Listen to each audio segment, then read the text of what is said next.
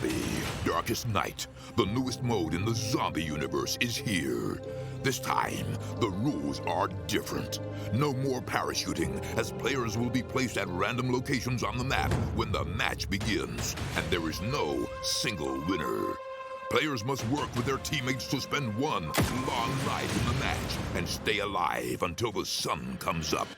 Waves and waves of zombies will spawn during each of the 3 foggy periods at night, and supplies should only be scavenged when the fog fades.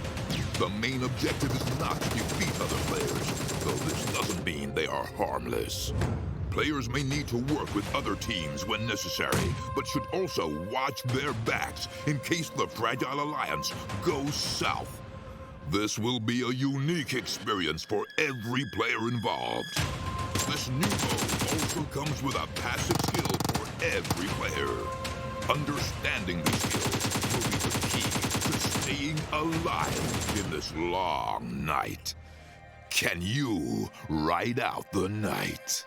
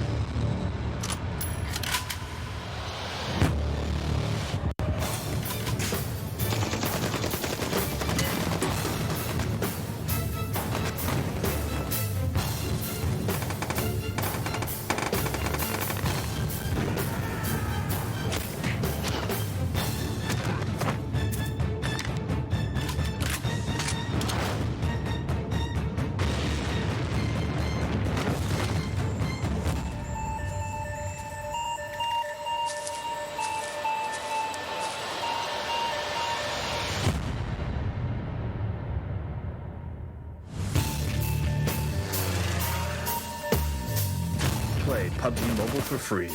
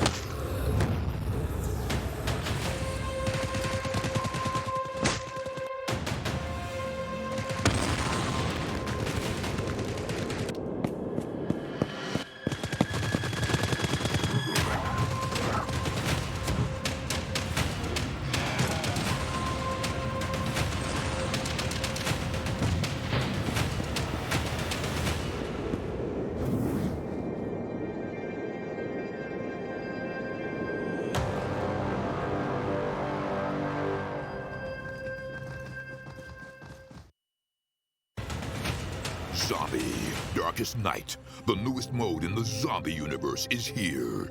This time, the rules are different. No more parachuting, as players will be placed at random locations on the map when the match begins, and there is no single winner. Players must work with their teammates to spend one long night in the match and stay alive until the sun comes up. Waves and waves of zombies will spawn during each of the 3 foggy periods at night, and supplies should only be scavenged when the fog fades. The main objective is not to defeat other players, though this doesn't mean they are harmless. Players may need to work with other teams when necessary, but should also watch their backs in case the Fragile Alliance goes south. This will be a unique experience for every player involved. This new mode also comes with a passive skill for every player. Understanding these skills will be the key to staying alive in this long night. Can you ride out the night?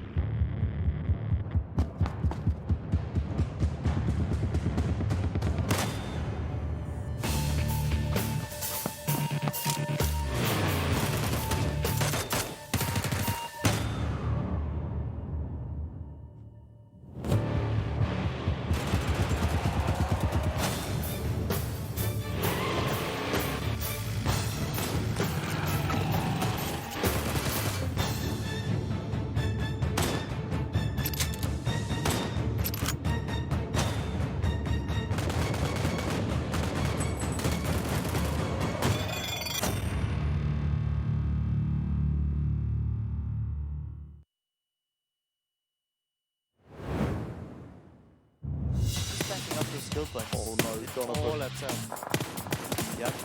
Over here, connecting some amazing shots onto FTP. Soon you're going to have to move out. And there are 20 seconds that are going to happen. Make it into the zone and then game keep them. Storm getting up in there, involved. Jesus. Both lobbies getting picked apart. And it looks like more of them might also have died in the placement of the zone. It's a 1v1 now. Gnarly knows he can do it. He's delivered it many times before. And instantly you see Rosq gets a little bit scared. The shots come out. Oh, and he gets it done.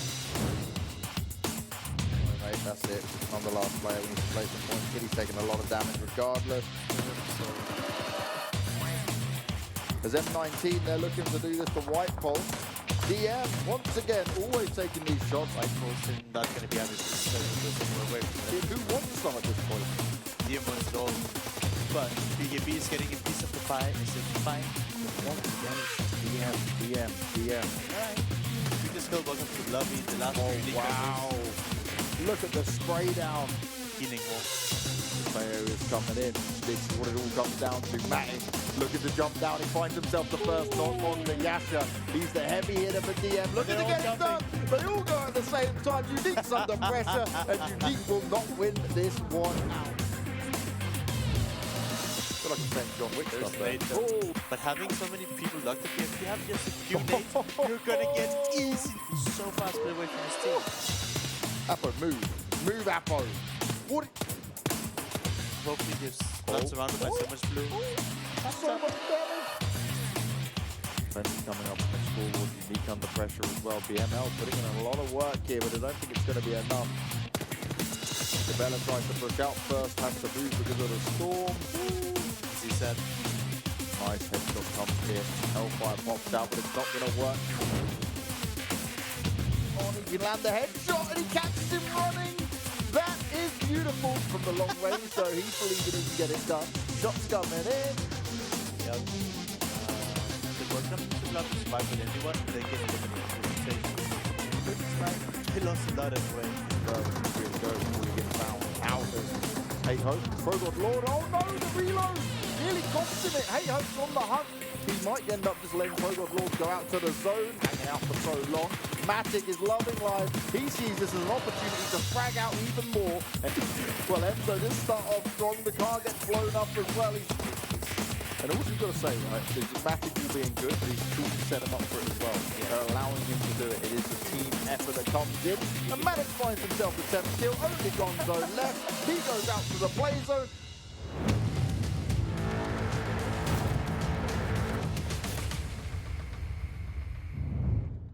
They were the highlights on some of the best moments from yesterday, and it was an absolutely incredible day. And you've got, as always, myself, James Banks, and joined by Matthias Larsson. This man, he's got a fresh haircut, as have I. We've been bonding over our commentary time. I'm expecting his analyst level to reach over 9,000, because you're just looking like a snack. Yummy little Larsson over here. He doesn't agree with me, guys. You guys in chat will tell him how good he looks with his fresh haircut and beard done. Not We're like ready. this, James. It's just amazing. I feel like I'm ready to deliver more energy. I feel like we're going to have a better set of commentary day today. I think we're going to see some crazy games come out once again. And the man I want to look at straight away is, when we talk about them, DM99. They had 2 wins yesterday. One on Miramar, one on Erangel. DMStorm and Unique picked up theirs respectively as well. But now, Larsson, it's all about Group A and Group C. We've got Vikendi, Sanhok's coming back in, and then, as always, Erangel. Oh, yeah. I'm sad. I love Miramar. I know. It's back, though. We get it for the final day. You get to enjoy I'm it. all about hill fights, Yep. not a lot of snakes. Not a lot of leaving your vehicles behind. I mean, Sanhok has some of the hills, but it's like, they have the snake as this big snake. I'm going to say snake aspect of it all. Even though Sanhok is very, very interesting as well, because it's probably the most unique map in the sense that nobody ever uses vehicles. Yep. The circles are way different than the other maps. And people literally have to battle their way through. And it becomes one of those things, especially when we've seen it on Sanhok, right, where, at least for me, Sanhok and Vikendi have been the ones where we could never guess the winner. Yeah. All the other maps, when we look at Miramar, we look at Erangel, it's like teams clearly know it a little bit better, but also feel more comfortable on it, I think, because they just come out and it's the same teams over and over again. But one thing that was interesting yesterday, we have to bring up again, DM went out early in one of the games, and that allowed everyone else to start showing us their skill that was missing for so long. DM has such a big effect on this entire side of the lobby. It's crazy how it goes down. Yeah. Guess what? Week 1, DM Matic, he was number 1 in kills. He's there again already. It's been one day. 16 kills he got yesterday. This man, absolute That's 4 beast. kills per game. Yeah. And they had one game where they went out in 16th position. It's actually ridiculous to think about. He's so good. He is so good. And that is why DM are up with 106 kill points right now. Now, in fairness, Avangar, Unique, welcome to the lobby. They've all got players. Poser, Nagy, Bandita. They've had strong individual performances as well. But some of the highest damage dealers, and this is the real telling sign, out of the top 5 damage dealers, 3 of them are from DM. 1 from Unique, Old Boy, who's actually number 1. And then in 5th place is Welcome to the Lobby's Eclipse. What an absolute crazy stacked lobby when it comes to it in terms of individual performances that we've seen. But a team we need to see more from here. And remember, we're not going to see DM99 today. We're not going to see M19 today. So that means the lobby does open up in a big way because it's groups A and C. And FromHell this time, this is where they need to deliver their A game in my eyes. I mean, everyone that we can see on this screen here needs to deliver. And one thing very interesting to see here is we see Rosq, Ultra, and Rest. They've only played 8 games. And the same with Ace. So they have a very good opportunity here to catch up and get ahead. Whereas some of these teams that already played 12 games, they need to start to sweat. So Queso, BuzzKillBros, and Bemyloot, they cannot be happy right now because they're more than likely going to be pushed out.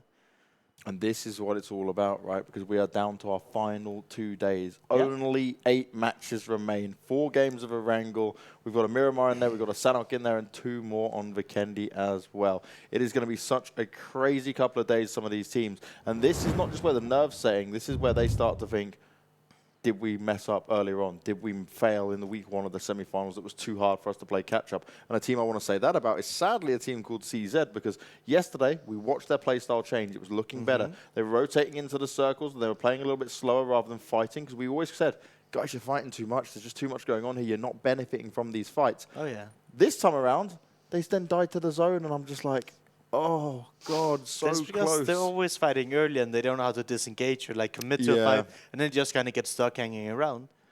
A team that we're seeing today, that really didn't impress me in the group stages is Rosq. Yes. They were very quiet. They were like, had a few explosive games, but they were kind of like quiet overall. But last week we saw Rosq. They showed up. They played extremely well. And one thing I noticed the most was like how they were engaging the team fights. They pretty much always push with 2 up and having 2 cover it. And then they like kind of went in like a formation, and they always had each other's back. Nobody did their own thing. They were all like on the same page, and they did that really, really well. And I want to see if they can transition that into today's games as well. And if they can, that means that they will really hide themselves in a position where they can say, cool, we've done enough at this point. Because they will have to play again tomorrow as well, admittedly. But so like you was just mentioning earlier when the standings came up, they're one of the teams that are on 8 matches, which means today is their day all about stretching their legs that little bit further and saying, how far up this leaderboard can we really go?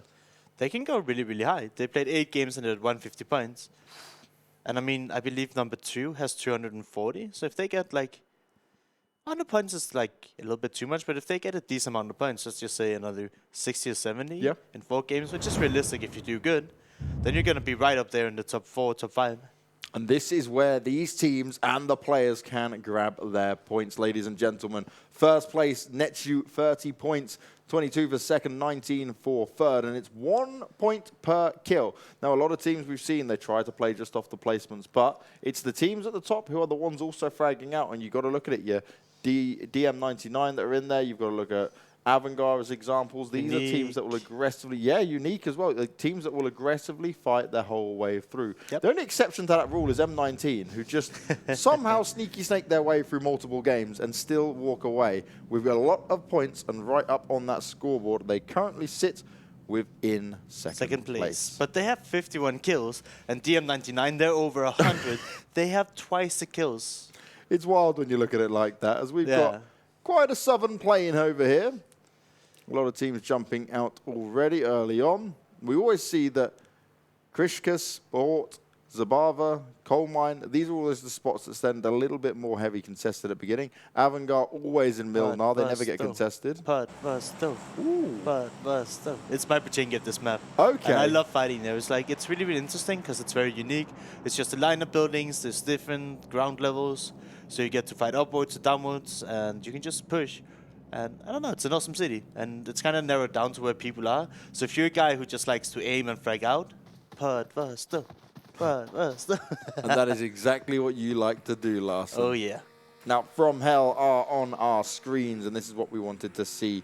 This team, they've had some performances where we can certainly say that they have delivered to a very acceptable level. But yesterday was a bit worrying. We saw multiple times that we went, guys, what happened? Why is there such a big difference between week 1 and week 2? So now they're in a different lobby here. This is where I really want to say that they have to prove to us why they deserve to be spoke about like we were yesterday. Yeah, GG here. I'm still memeing about it because at the first day previous week, they only had 3 players, but it's good to see them with all 4 alive. They've been a team that haven't been super consistent here. And look who it is. CZ, yet again, finding themselves in a city with another team there. How do they... Are they just like, hey, we see people dropping, we're going to land on them and fight them? That would be a very weird early game plan, but how many games have CZ landed and not fought anyone? Not that many. It's not something I'm going to recommend for them, that's for sure. It's an interesting choice that we always see here. But the question is, will the smarter team back away, or will they stay there and fight them? And do they believe they can take them down quite easily? I mean, Rosq here, they don't know that it's CZ. If they had the information that it might have been a team that are like really fight on the leaderboards, then potentially they would have said, yeah, we can clean this guys, we're way better. But it seems like Rosq, they've like sat back, they've looked really strategical in this, and like, yeah, we don't need to fight this. We have plenty of time to loot up.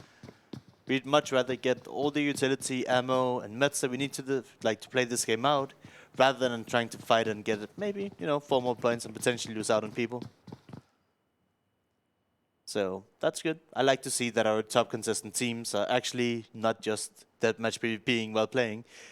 I kind of look at it as like if you're in a public game, yeah, you'll just land and shoot at people. But here, people, they're playing for the spot at the regional finals.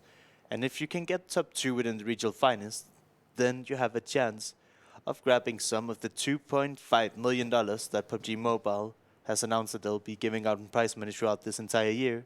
So there's a lot on the line for these guys. It's not just a public game. these guys, they're not only playing for fun. I'm sure it's fun to play, but this is serious business. And a team that have really, really disappointed me.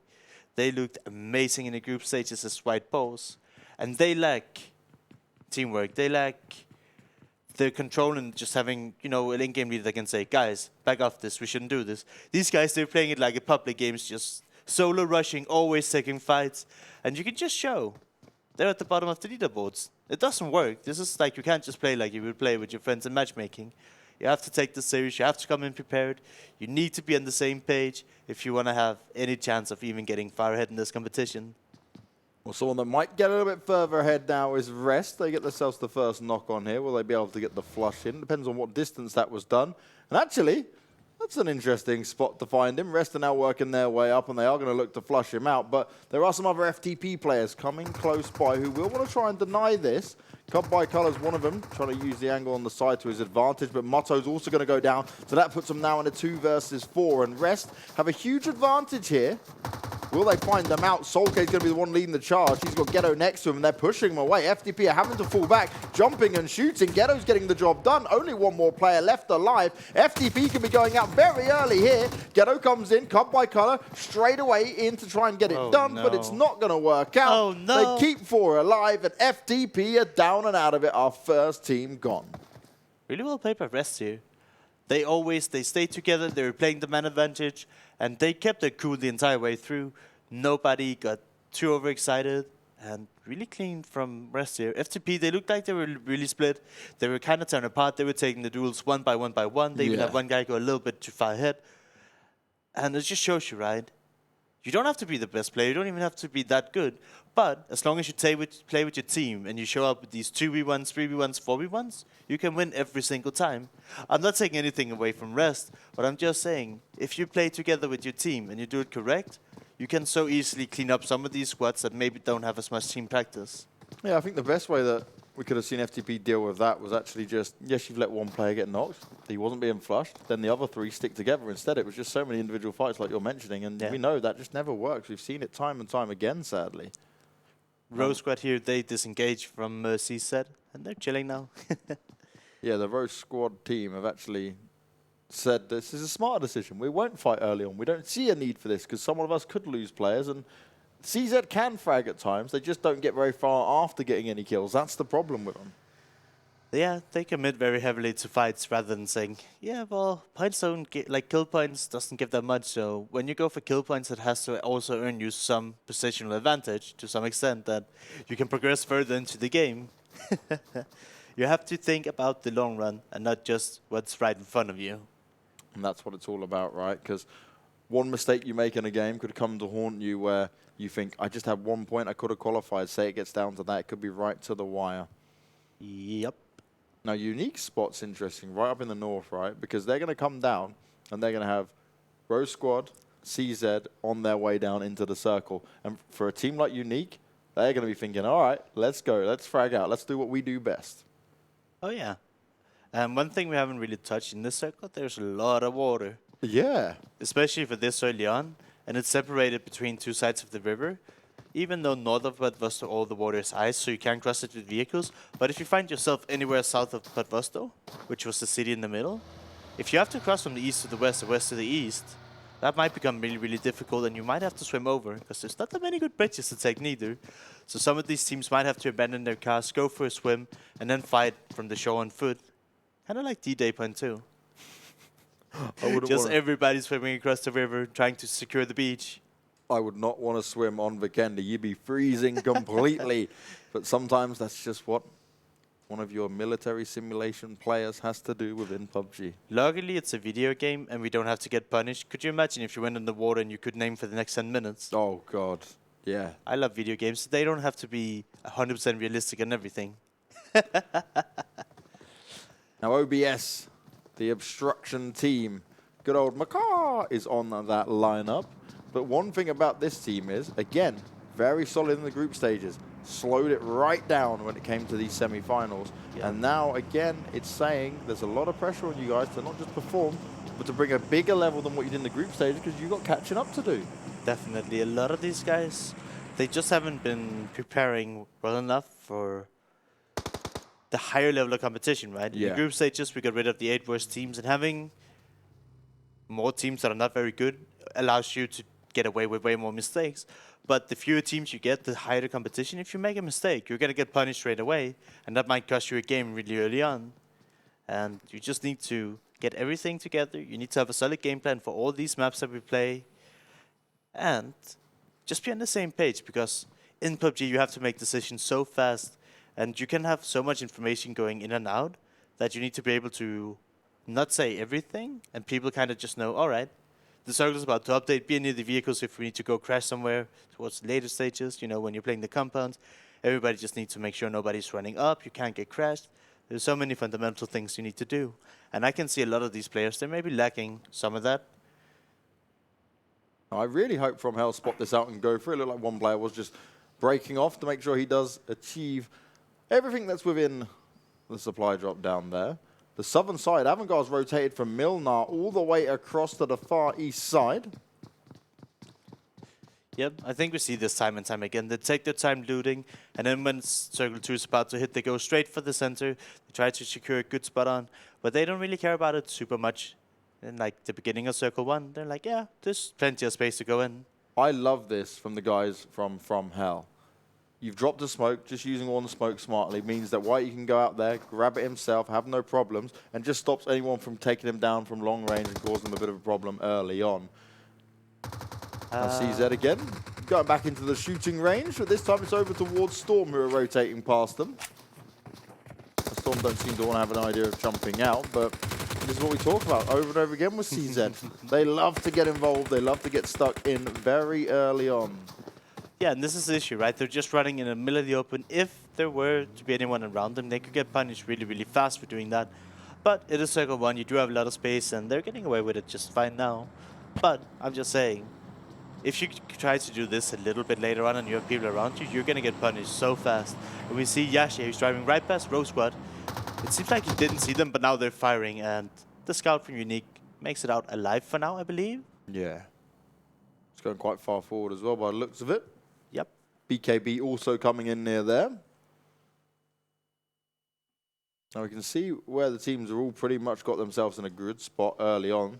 Plenty of space. And this is just how Vikendi often plays out. It's not really something that is too different compared to some of the other maps, like if you compare it to Erangel or Miramar, where it's very scary when somebody circles hard shift. And when it comes to this, Vikendi plays out kind of slow and steady, and then we get this absolute moment of insanity around phase 4 and 5 where we go, oh my god, how do we even keep track of this? I do think Vikendi needs different circles. Ever since they come out, I just feel like the first 5 circles are too slow. You're not challenged enough. Yes. So I do hope for the future of Vikendi, making it a good and viable map. We need to have more fun and competitive circles where you challenge the players.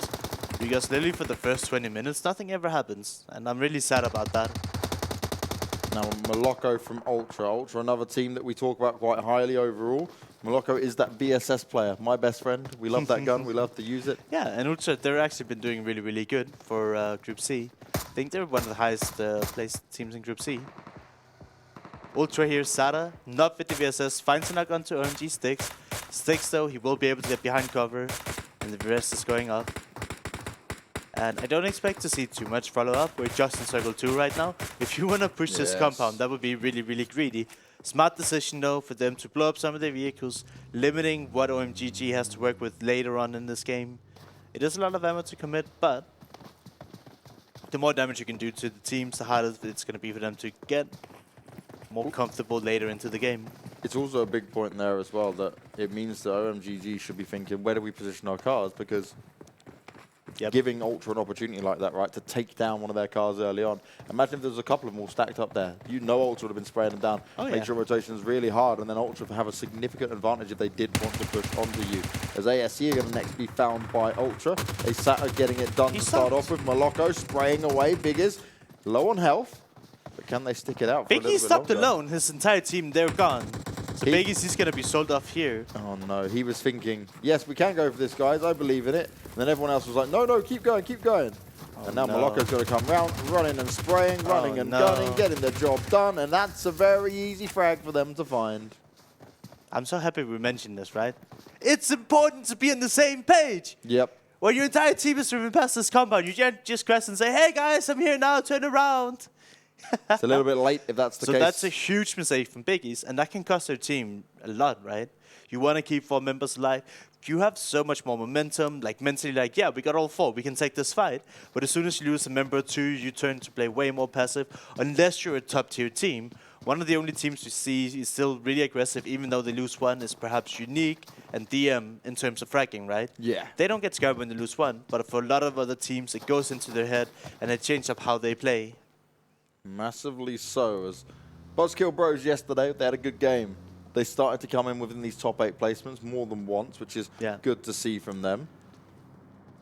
But I think they're one of these teams that are just on the edge of kind of, not say qualifying for regions, but more on edge on nearly becoming a more solidified team. But just think I need a bit more of the kind of understanding of who's doing what when. Because sometimes they seem a little bit disjointed.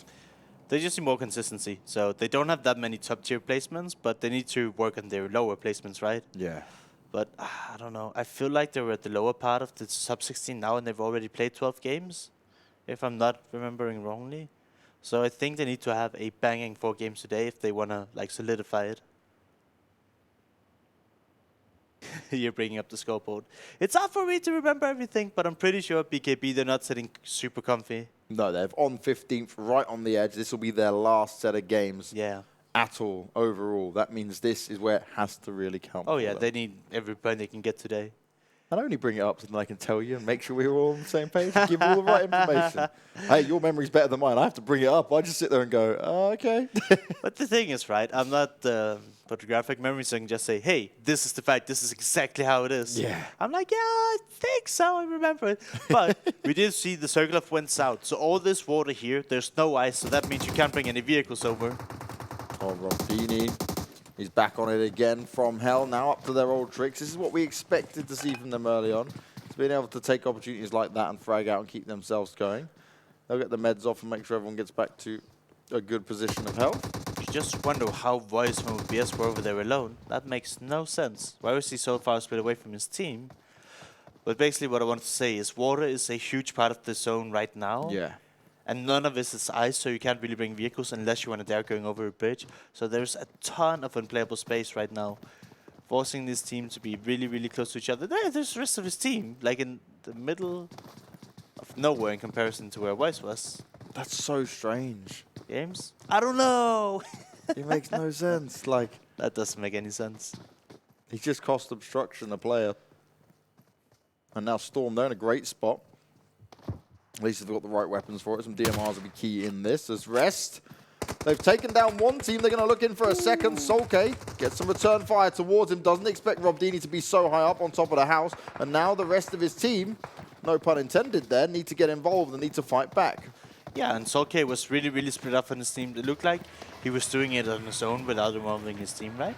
That move could have been fantastic if he brought over a few more team members, but instead he's like, hey, I just want to see if I can get a free kill, and he gets knocked. If FromHell wanted to push on this, they could have, and right now, I don't know if Rest is just disengaging, or they're like, okay, now we can come. But if FromHell had been more aggressive, he could have been punished badly for that. I do need to be careful regardless, because B13, if they want to play some long-range game, if FromHell push out a little bit too far, they could find themselves under pressure a bit more. Yep. B13, a team that have been very, very, very quiet for us. Yeah. They're obviously 4 games behind, but they're not even in the top 16 right now, which is kind of ridiculous because I really praised them for their group stages. They were a team that would always play together, have 4 cars, and then towards the later stages of the game, they would just crash compounds and win the fights comfortably. But now we see them on the edge. They're not even going to have vehicles, and so they'll probably have to swim over. And then they won't be able to do what made them so successful in the group stages. So I want to see if they have changed anything up for this week. But they were really lackluster in the first week, if you ask me. No, I'd completely agree with it because we noticed it, right? In the group stage, there was a lot of teams we spoke about, but that was because they were able to take advantage of some of the lesser capable teams in it. Now when you're in the stacked lobby of 24 teams who are left that are all more than capable of winning out games when they want, and Solke, you are hitting these shots. Very nicely done there. Gets himself a knock on to FromHell. They've got a full 4-man squad here for Rest now if they want to push on to this. And now would be the time to do it, and Solke is going to be the one leading the charge. Ghetto's just following in hot pursuit. They're going to play a couple of other players just waiting back. So they're taking their spotted, time though. here. They're getting spotted out, and that's really easy for Robdini to get done. They've been found in the water, which is less than ideal. Ghetto's trying to give himself a little bit of a chance to work onto this, and because he died in the water, Solke instantly out of it. No chance for him now, and Ghetto and the rest of the Brest need to ensure that they can get this done. But Robdini, again, from the roof, able to do so much, and Leron, he's sat back thinking, oh God, what do we do now? 2 went in the water while the other 2 were supposed to cover, but they're looking the other way. Very, very unsynchronized push here. And also, I would call it a big mistake to go in the water in the first point. If you want to push down here, throw some smokes, then run together as a team in those smokes, or use your vehicles to get in there. But they lose 2 members now, and they didn't even put up a fight. That was really poorly executed. And we were praising them early on. I think they had a plan, they just didn't execute it correctly. Yeah, mistakes were certainly made now as they're going to reposition themselves, work their way in, and avoid having to fight against FromHell. You can see them now going up more over towards this eastern side. The teams aren't really struggling to get in the circle just yet, but again, we're at phase 4 now. This is where it starts to really kick off. 4 and 5 is where things really start to unfold when it comes to Vikendi. We see on the northern side that Storm, they're clashing into BKB. Pro got loud, he got an initial knock and potentially a finish. So not looking good for BKB here. And we just mentioned them before. They're on the limit of elimination. If they don't do well in all of these games today, there's a big, big chance that they just won't make it through. You would hate to see it. But this is where mistakes can no longer be made, Larson. Yep. This truly is the end of the line for some teams. If they can't get some good games today, then they know they have to rely on other teams failing in a bigger way than what they have. And that's never how you want to play it, right? You want to be in control of your own destiny. Yep. Relying on other circle. people to do bad is the wrong way to approach it. Yeah. And you just mentioned it. What a shift. Everything went to the hard south, so you can see all these teams on the northern side. Even on the western side, they'll have to cross the water or get down into the zone. And this is going to be so congested towards the northern edge of the new zone that just updated here. Would you say BKB, they're still just hiding in the blue because they've been under so much pressure from Storm. They're trying to make it in here with the last 2 members. Joey just creeps in, but he's getting shot at immediately. I just saw that as well. He's literally like, oh, get in the smoke. And nope, there's just loads of bullets out towards him before he'd even had a chance.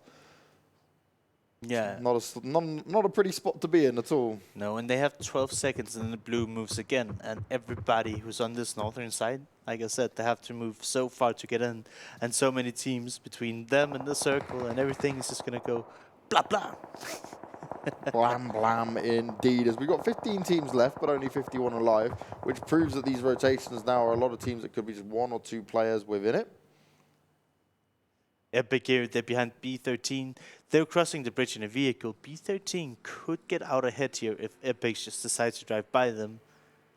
Because we can see here on the map that B13, they're on the bridge. They have some snowmobiles they're driving over it, but they still have 2 guys on foot. And Epic here, they heard it, so they're going all the way around now. And we're into circle 5. If they stay too long in the blue, that is going to end up hurting them. White Paul, so you just saw him. Managed to get a knock on the board, managed to get some damage done. They started to look better towards the end of yesterday, but they went back to their old tricks of going out early on in many of the others. And now it could be happening once again. The Rosq squad comfortably getting that done to start off with. And it's 4 kills for that team overall. They've only lost 1 player and make that 2 now, as another has died out to the zone. Is that... Sorry, is that White Post fully out already? It seems like it, right? Almost. Frost just went down as well. That potentially is it. But I'm so confused. Teams. They're really class. split. They're not close to each other. White Poles. I'm sorry for interrupting you, but these guys again and again and again decide to split up from each other. No, you can interrupt me all you like on that one, because now it's becoming a little thing where Every how much time. can we say that needs to go well for this team? You can clearly frag. They took down DM yesterday. They're clearly a capable, very skilled team, but there's just some decision making here that I just can't understand, Larson. It's like they're all just playing a solo game in a pro game here. Yeah. Like everybody just does their own thing. And I'm not a fan of it because we know what they could be doing if they took it more seriously. Exactly. They practiced together and they like showed respect for each other, if that makes sense. Like 1 or 2 guys making the calls, everybody following up and saying, all right, we're going to do this together. But it seems like they're just trying to do something individual. And I don't know, it doesn't make any sense. Definitely it doesn't, as this new circle all the way over from the south to the west, and this is a lot of open area, not a lot of space. And still multiple teams to fit in it. Avangar there, Unique, CZ, Ultra, ASC, OMGG. Jesus, this is going to be hard. 38 players need to fit in this new circle, but before we get there, many will most likely be eliminated. ASC, they lost a player early on, but they still kept the 3 of them alive. And as I say, that champion's going to find himself hitting the floor, and this could be them being eliminated. They've only got 1 more player up, it seems, from a distance. I was just about to praise Storm with how much they've improved from last week to this week. They've been crazy. Yeah. They get an initial knock onto Ace. They do get backstabbed in the back by Epic here. We'll have to see if they can fight through Ace, make it into the zone, and then keep everybody else at bay. Very close there from Zandowski. Wants to find that final player. Another team is third fighting them. They're not getting an easy time here. And that's where it becomes so difficult, right? Because you can choose your battles, and even if you choose it wisely, sometimes you're just unlucky, and there is a third party that you could have never predicted, you never heard. And if you were in Storm's shoes, if they were trying to fight the guys behind them, they would also be damaged, right? So you want to try and get ahead of the blue, so you don't potentially die to that. So I think Storm is doing everything they can here, but there might just be too many people around them. Unique rotating him, getting shot at by Rosq, going past Storm as well. ASC Tommy, he's still about, but he's the solo player for his team now. FromHell have lost 2 at the same time. B13 right next to OBS. Are they aware? Yeah, they're shooting out. Makar's on the floor. Can he squawk? Can he get it done? Can he act as the way we expect him to? No, he finds himself getting sprayed out. Once again, no help from his team. Guys, Yura, play together. B13, he's taking, no, not B, Makar is taking the distraction. No one's shooting at him. Then it's your time to strike, Yura. You want to help your buddy out. I guess he believes that's not going to get checked, but I think B13 is smart enough, right? So yeah, they will do it, yep, and they all run in. He may get 1 knock there, but that's all he's going to get because he's instantly finished off. So B13 do this successfully. They get the job done. OBS are now eliminated, and they achieved absolutely nothing. I think this was our first game, week 1, and B13, they were playing this exact compound. And I believe FromHell from on top of the bridge might have won that game.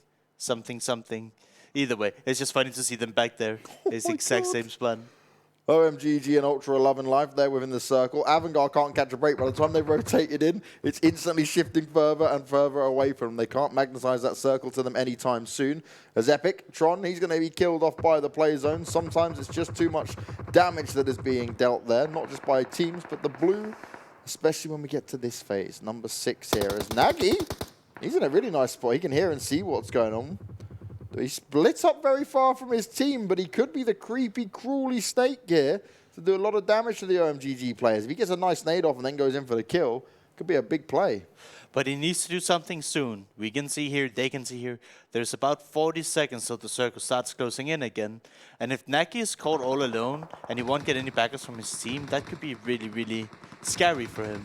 And I see the time ticking down, and I'm just like, Naki, you have nowhere to go unless your team comes to help you right now. It's going to be so hard for him to do anything with this flankers going for him. It's all about the perfect timing, as we've got 21 alive, 6 teams out of 16 left within it.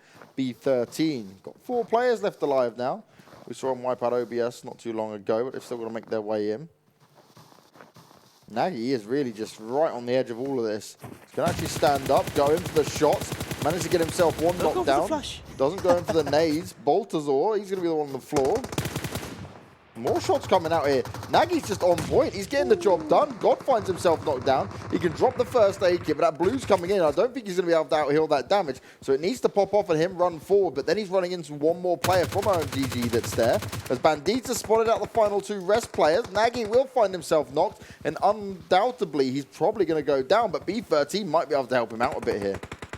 Yeah, I'm so confused. Nagy there. Unless he got the back of his teammates, that was a terrible flank in the sense that he separated himself so much, and it seems like his teammates wasn't that interesting in doing much to help him, so a little bit of a mistake. But look at 6 here. He's trying to get around and behind Old Boy, and this could potentially work out. He's going for the rest first.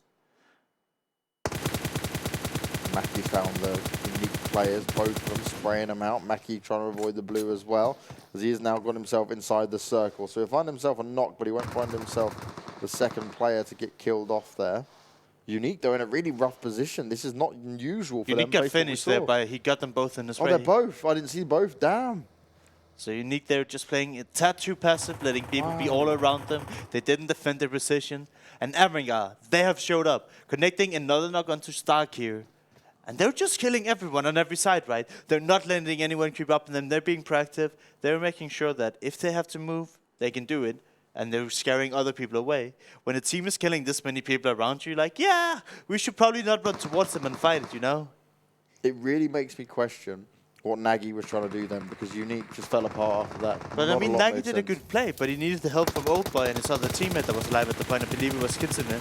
Communication is the key to Look at Maki success, here. and Maki, He's just going on his own mission. he just wants to kill, kill, kill, and that's what he's getting done. 3 kills already, 1 player left on OMGG for him to find, and he is hungry to get it done, but he doesn't have the information just yet, and God wants to just hide as much as he can. He takes some shots, he will find Maki and instantly flushes him out.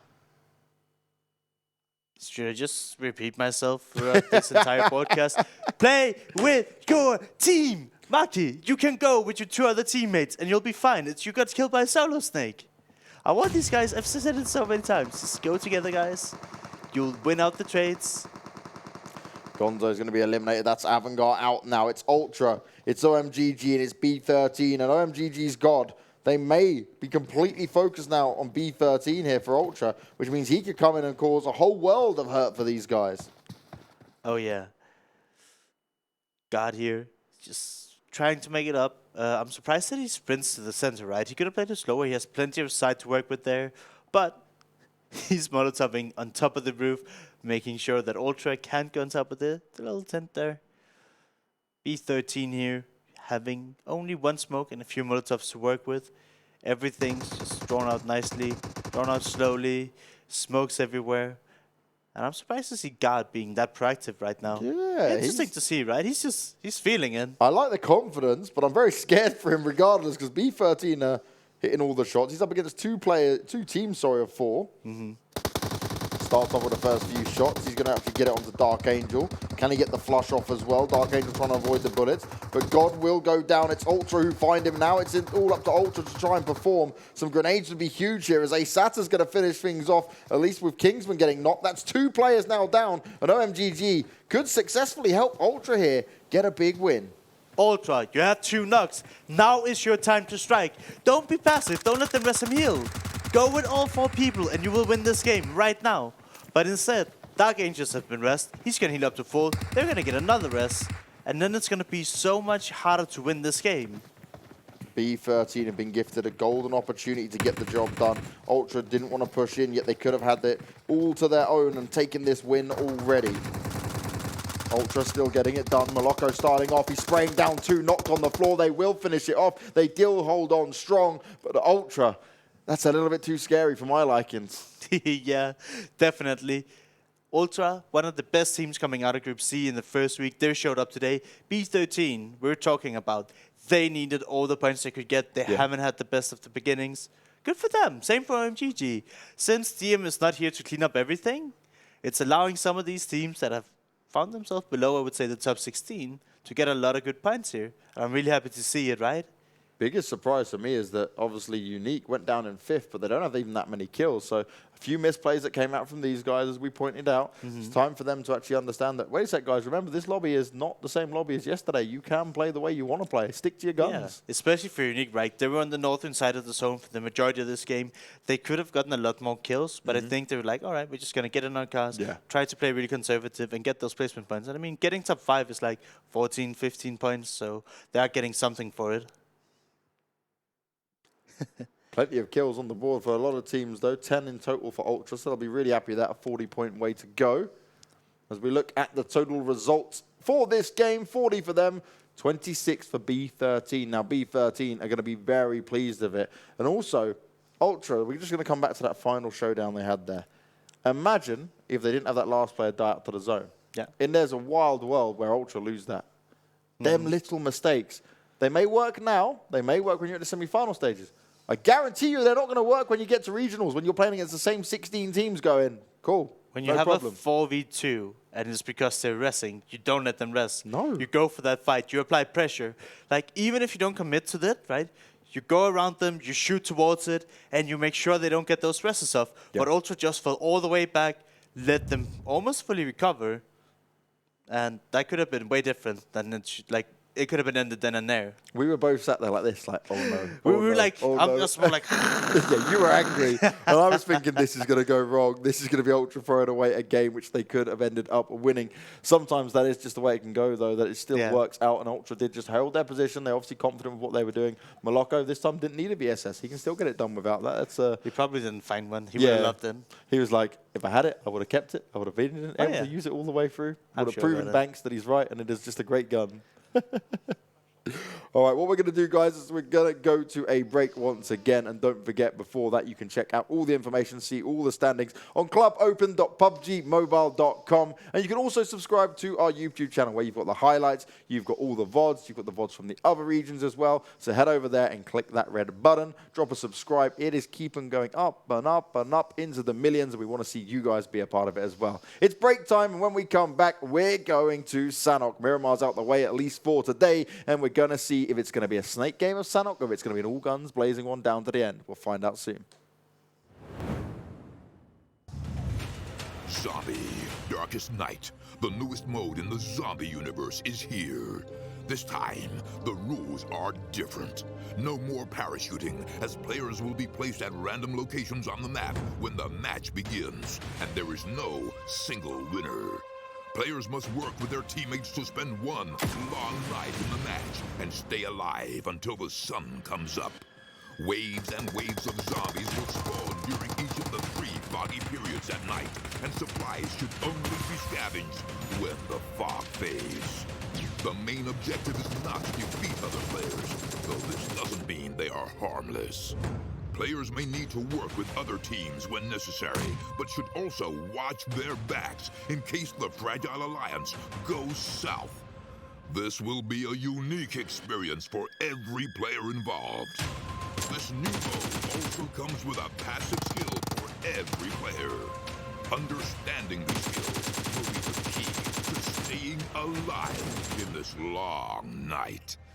Can you ride out the night?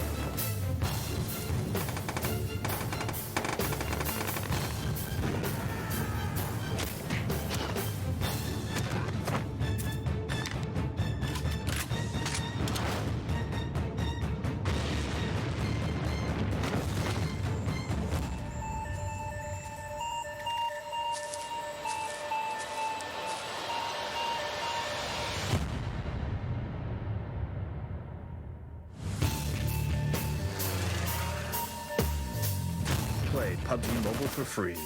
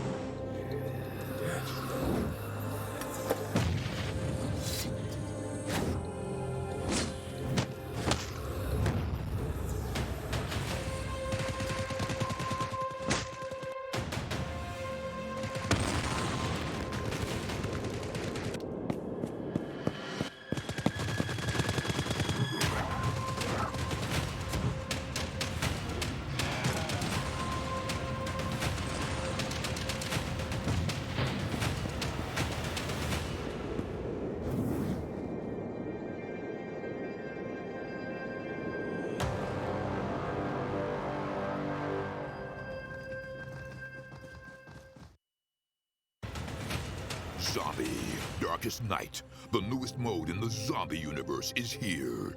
This time, the rules are different. No more parachuting, as players will be placed at random locations on the map when the match begins, and there is no single winner. Players must work with their teammates to spend one long night in the match and stay alive until the sun comes up. Waves and waves of zombies will spawn during each of the 3 foggy periods at night, and supplies should only be scavenged when the fog fades. The main objective is not to defeat other players, though this doesn't mean they are harmless. Players may need to work with other teams when necessary, but should also watch their backs in case the Fragile Alliance goes south. This will be a unique experience for every player involved. This new mode also comes with a passive skill for every player. Understanding these skills will be the key to staying alive in this long night. Can you ride out the night?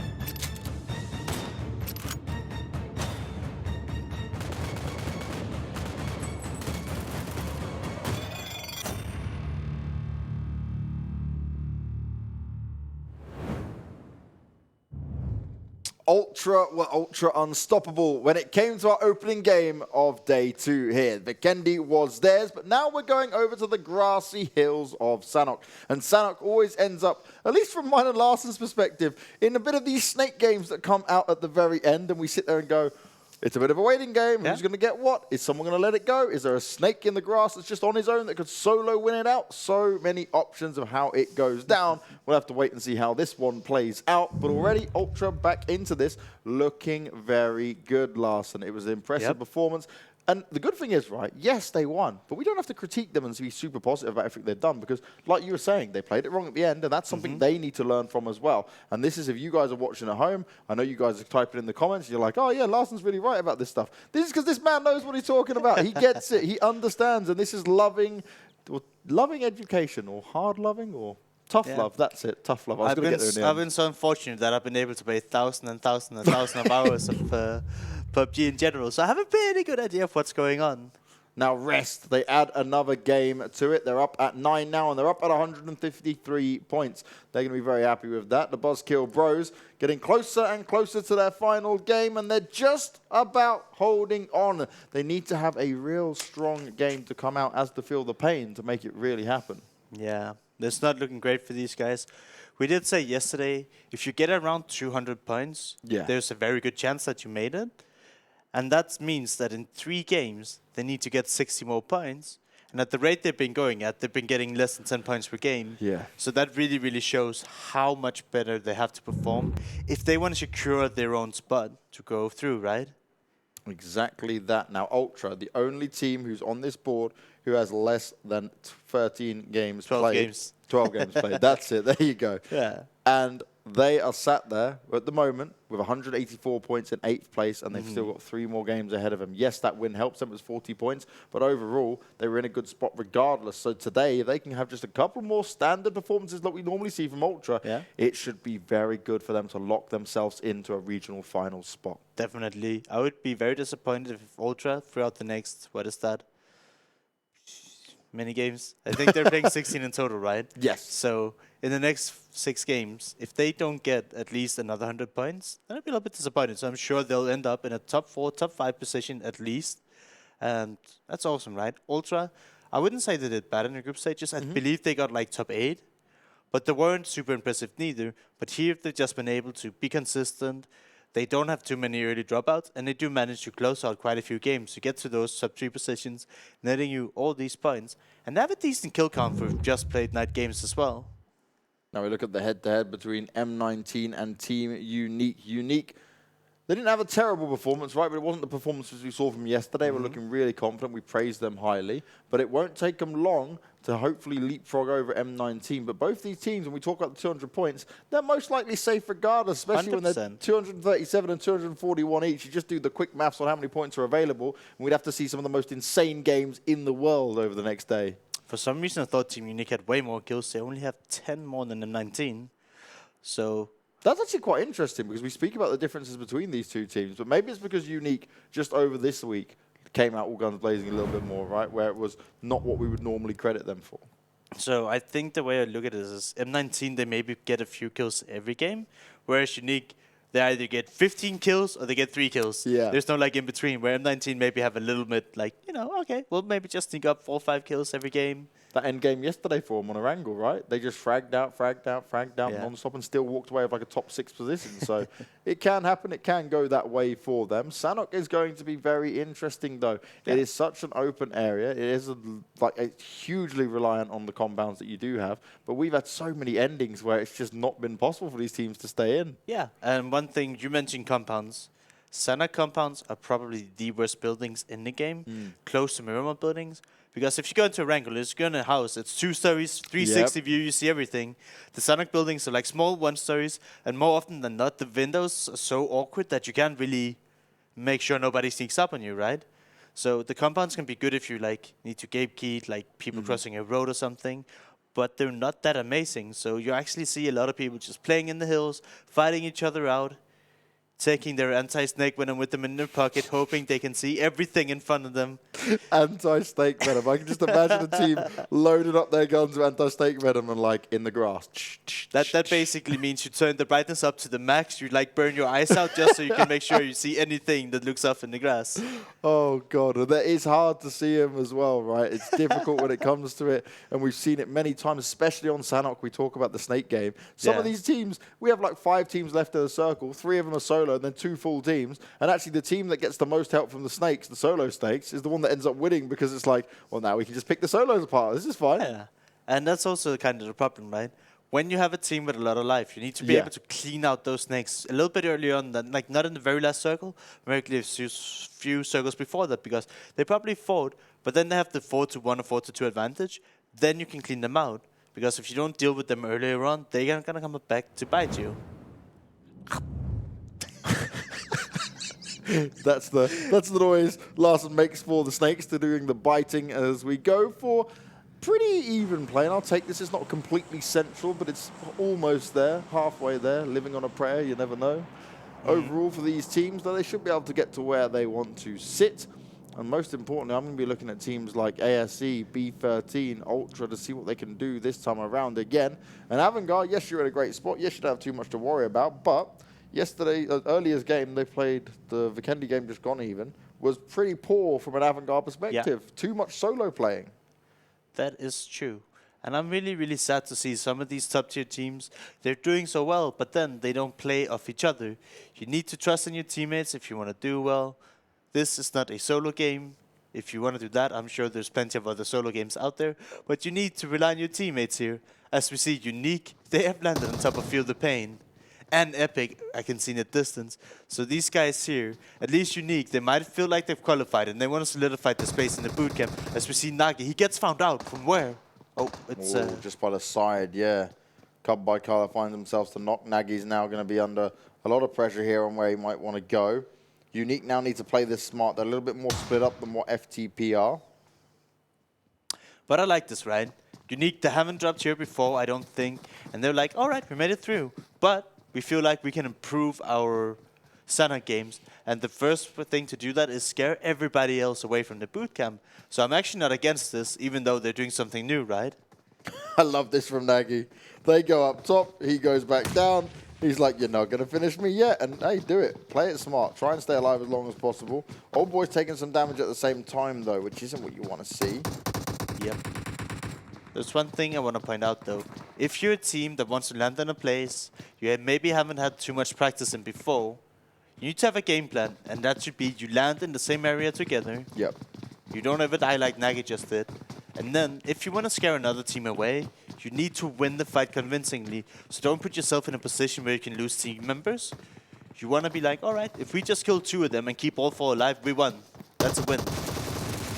Come by Carlo looking to put the pressure onto Yasha, and that's another kill found for FDP. And what are they doing this time, Larson? They're going as a team. All 4 members are there, and all 4 members have so far eliminated 2 of Unique. It's only Kitsune and Old Boy left together. And remember, Old Boy, he has taken a lot of problems here. He has found damage, but he cannot get himself any meds up by the looks of it. Yeah, so I'm pretty sure I just went through what Unique, if they want to, you know, solidify their spot, land together, ensure you don't lose anyone. Maybe if you just kill 1 or 2 people from the opponent's team and you survive with all 4, and you go on and do really good in the game, that's an intimidation factor right there. That you can fight the team, survive with all 4, you don't necessarily need to wipe them, and you then progress to do good in the game. That's a really, really good way to do it. Here we see a little bit of scrambling. I call it scrambling because Rosq, BKB, White Pulse are all just fighting each other here. And somehow Kaylas is like right next to them.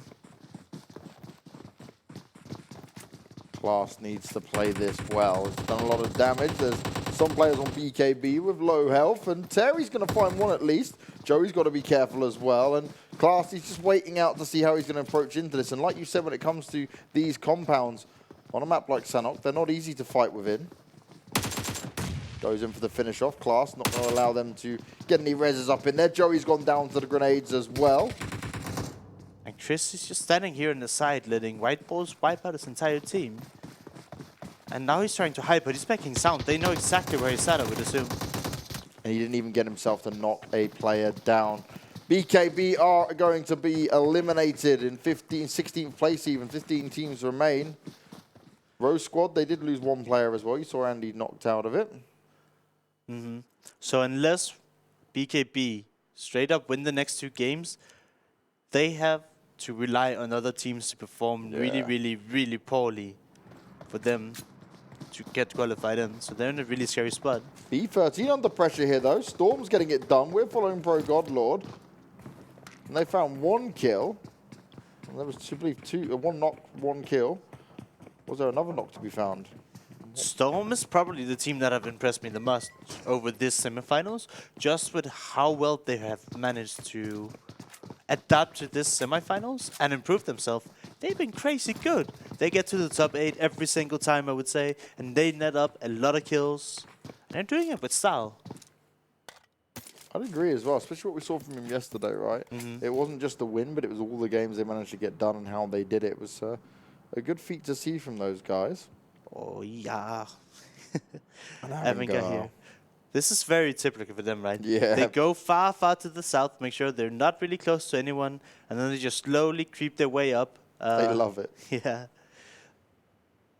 It's really funny, right? Because with Avangar, they always like to know there's not going to be too many teams behind them. They like to have that comfort in the back of their minds. And I don't think it's because they're not aware, because you look when they get to smaller circles where there's multiple teams that come from different directions.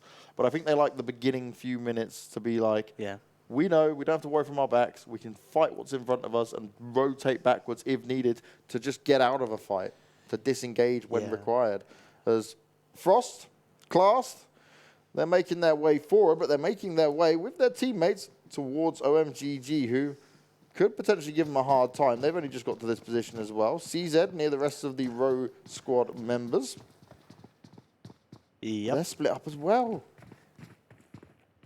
But I mean, this was Rosq, right? They lost 1 already. Yeah. So this is not looking great for them. I believe they do have the remaining 3 guys here. FromHell, they're just chilling in paradise. I mean, if you think about it. Hell, paradise. Yeah. They've landed here this entire tournament. Yeah, so they it's just love it. It's not a one-off. I have the feeling it's because they have Hill in them, they're like, yep, I'm taking paradise. And a guy who might not be going to paradise anytime soon is Harp. He gets taken down here. And if he's going to get blown up by a grenade, there won't be much remaining of him.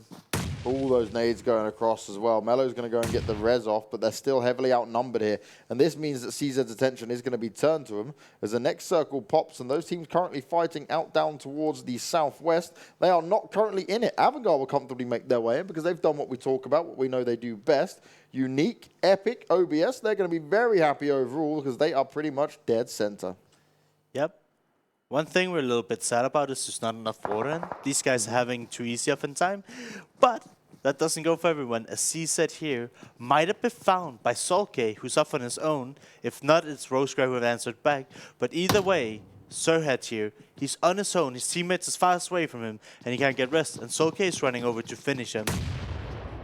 CZ, my man, my teams, play together. If you get knocked, you need to have a buddy with you. And the thing is, you should be aware that you made noise, right? You were shooting against Rosq over and over again.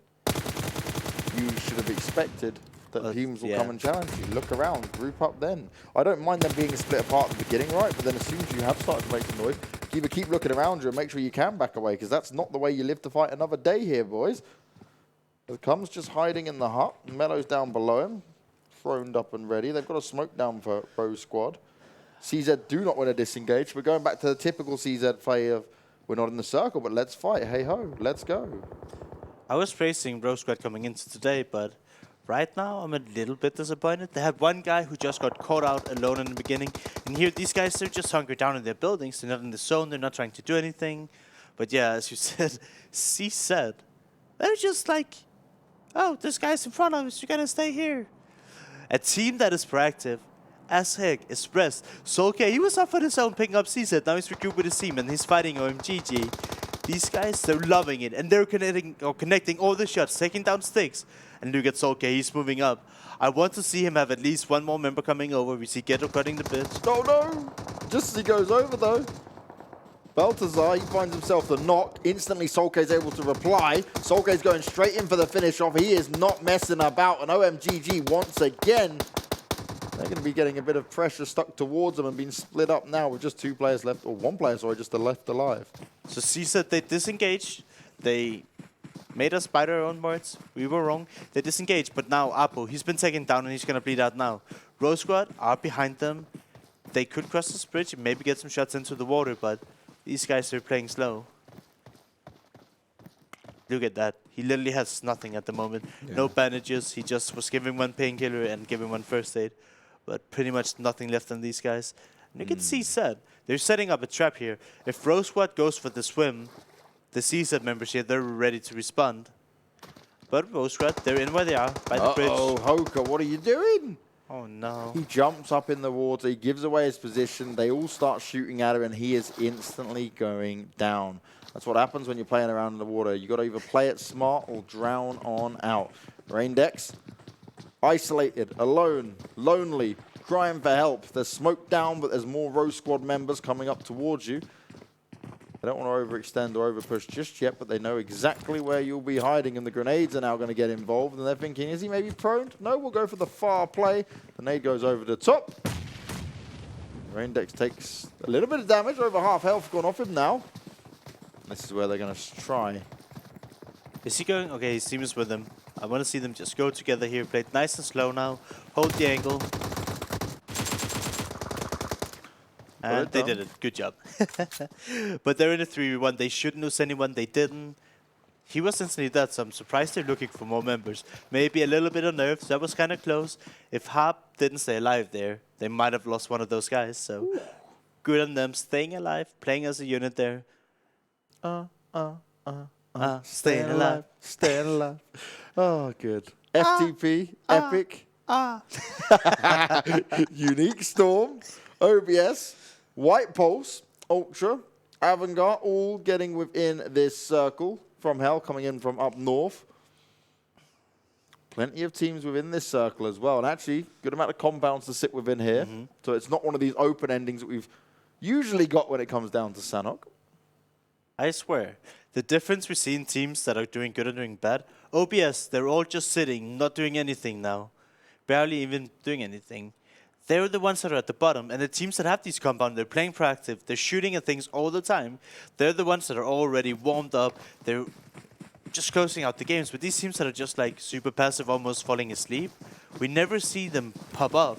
No, it's not in the same way that those other teams do, that's for sure. As Rest is a team that will fight, and they will fight and try and fight smart. We saw even in the game of Vikendi, it worked out terribly for them, but they did split up. They had a plan. They had an idea of let 2 players swim and then others give cover. It's something they need to work on, obviously, and it can't work every single time, but they've got that team element there, which is what impresses us over and over again. That's what's going to win you serious points. That's what is going to get you extra kill points.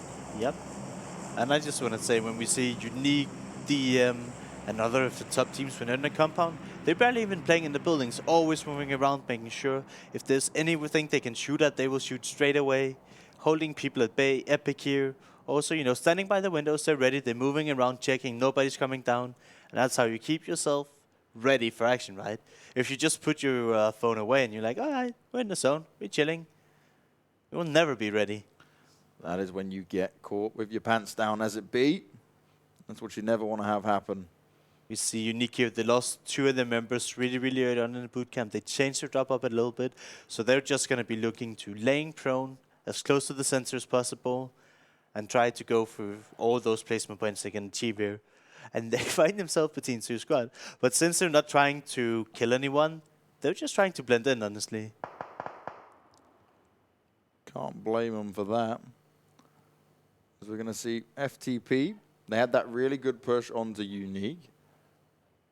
But then it all went a little bit slower after that, right? Unique didn't want to engage. They've fallen back into it.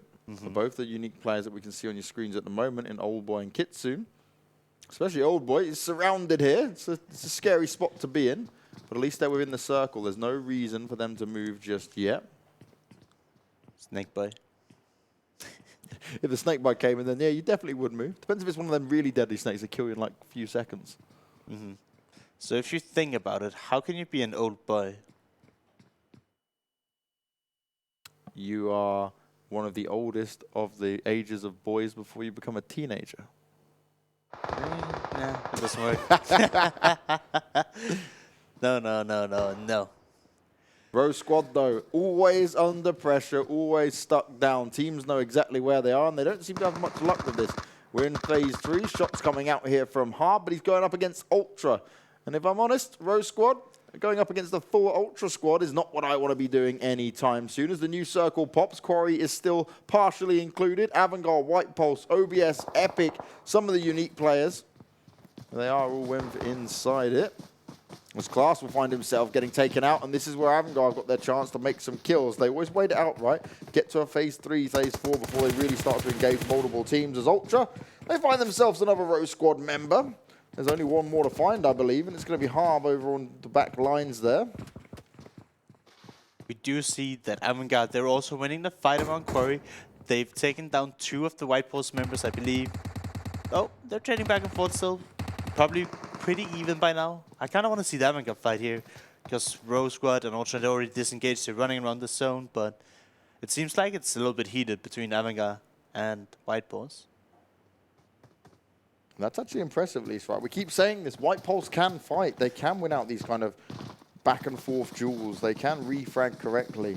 Oh, no. We just haven't seen it all that often as Rosq squad just wanting to get themselves closer and closer to the circle. They're aware that Ultra have disengaged, and now they're saying, all right, this is our time. This is our time to shine. But is it going to be enough time? That's what it's all about, because straight away they could be running into another team who's just waiting for them on the edge of that circle. Yeah. This is honestly what I love the most about Sanhok. The circles are fast in the sense that the map is short and it doesn't take super long to update. Yeah. But you can pretty much always outrun the circles, so you can take your time to fight people. You don't feel like it's going super slow, but you don't need to get vehicles, and it brings like a really unique playstyle, which I love. Yeah, I'm a fan of it, the non-vehicle play as well, because it just gives us more of these interesting duels that do go down. We saw FromHell finding one of their players knocked down there. White Pulse still within it, still got 3 players left alive. They're shooting non-stop here. And this time they seem to be shooting onto, who was that actually? I thought they were shooting one of the teams rotating in.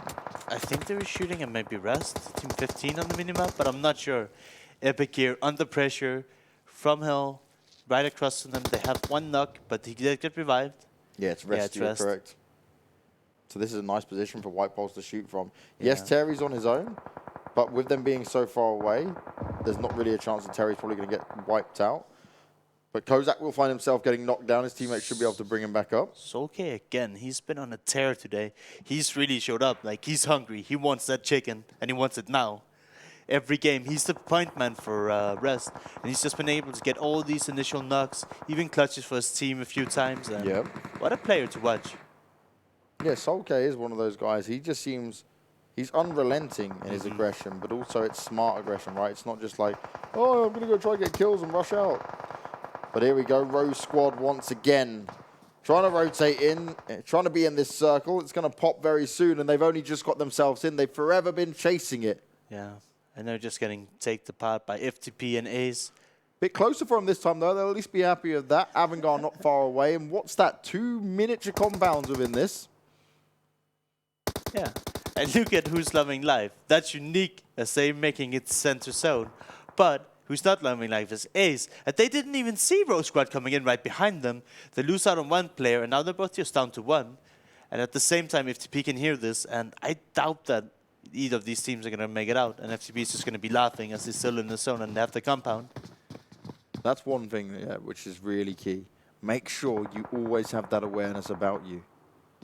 You cannot afford to allow a team to sneak in who's chasing the circle and you not take them down. That's the prime time to get them. Yeah. But they've taken extra damage already, so it makes your shots easier. As Epic and FromHell, they've been firing back and forth non-stop. White lands a headshot. Epic's able to reply that, though, so it's just 1-for-1 trades now in terms of knocks. Whitey low on health, and it's Storm that have found him this time. The Storm is coming, and I'm not talking about the blue. It's the players, it's the team, and they're going to get the job done. They're going to go in for the finish-off kills. As Avangar back up with White Pulse, and this time straight away, Mackey's flushing him out, flushing him down, and getting rid of him. OMG go out in 13th position, and they get spotted by OBS here. OBS already lost 2 members. Remember, these guys have been here the entire game, but they were just hiding in their compound, and they've allowed these teams to surround them. And now they're down to just 1 guy trying to make it into the zone. And not good he might just be fired upon right now. Old Boy finds Epic leader. Remember, Unique they're down to just 2 guys, so not necessarily what they want to do to engage in a fight here. But we can see Epic, they're really split. There's going to be no response. And leader gets finished off as well.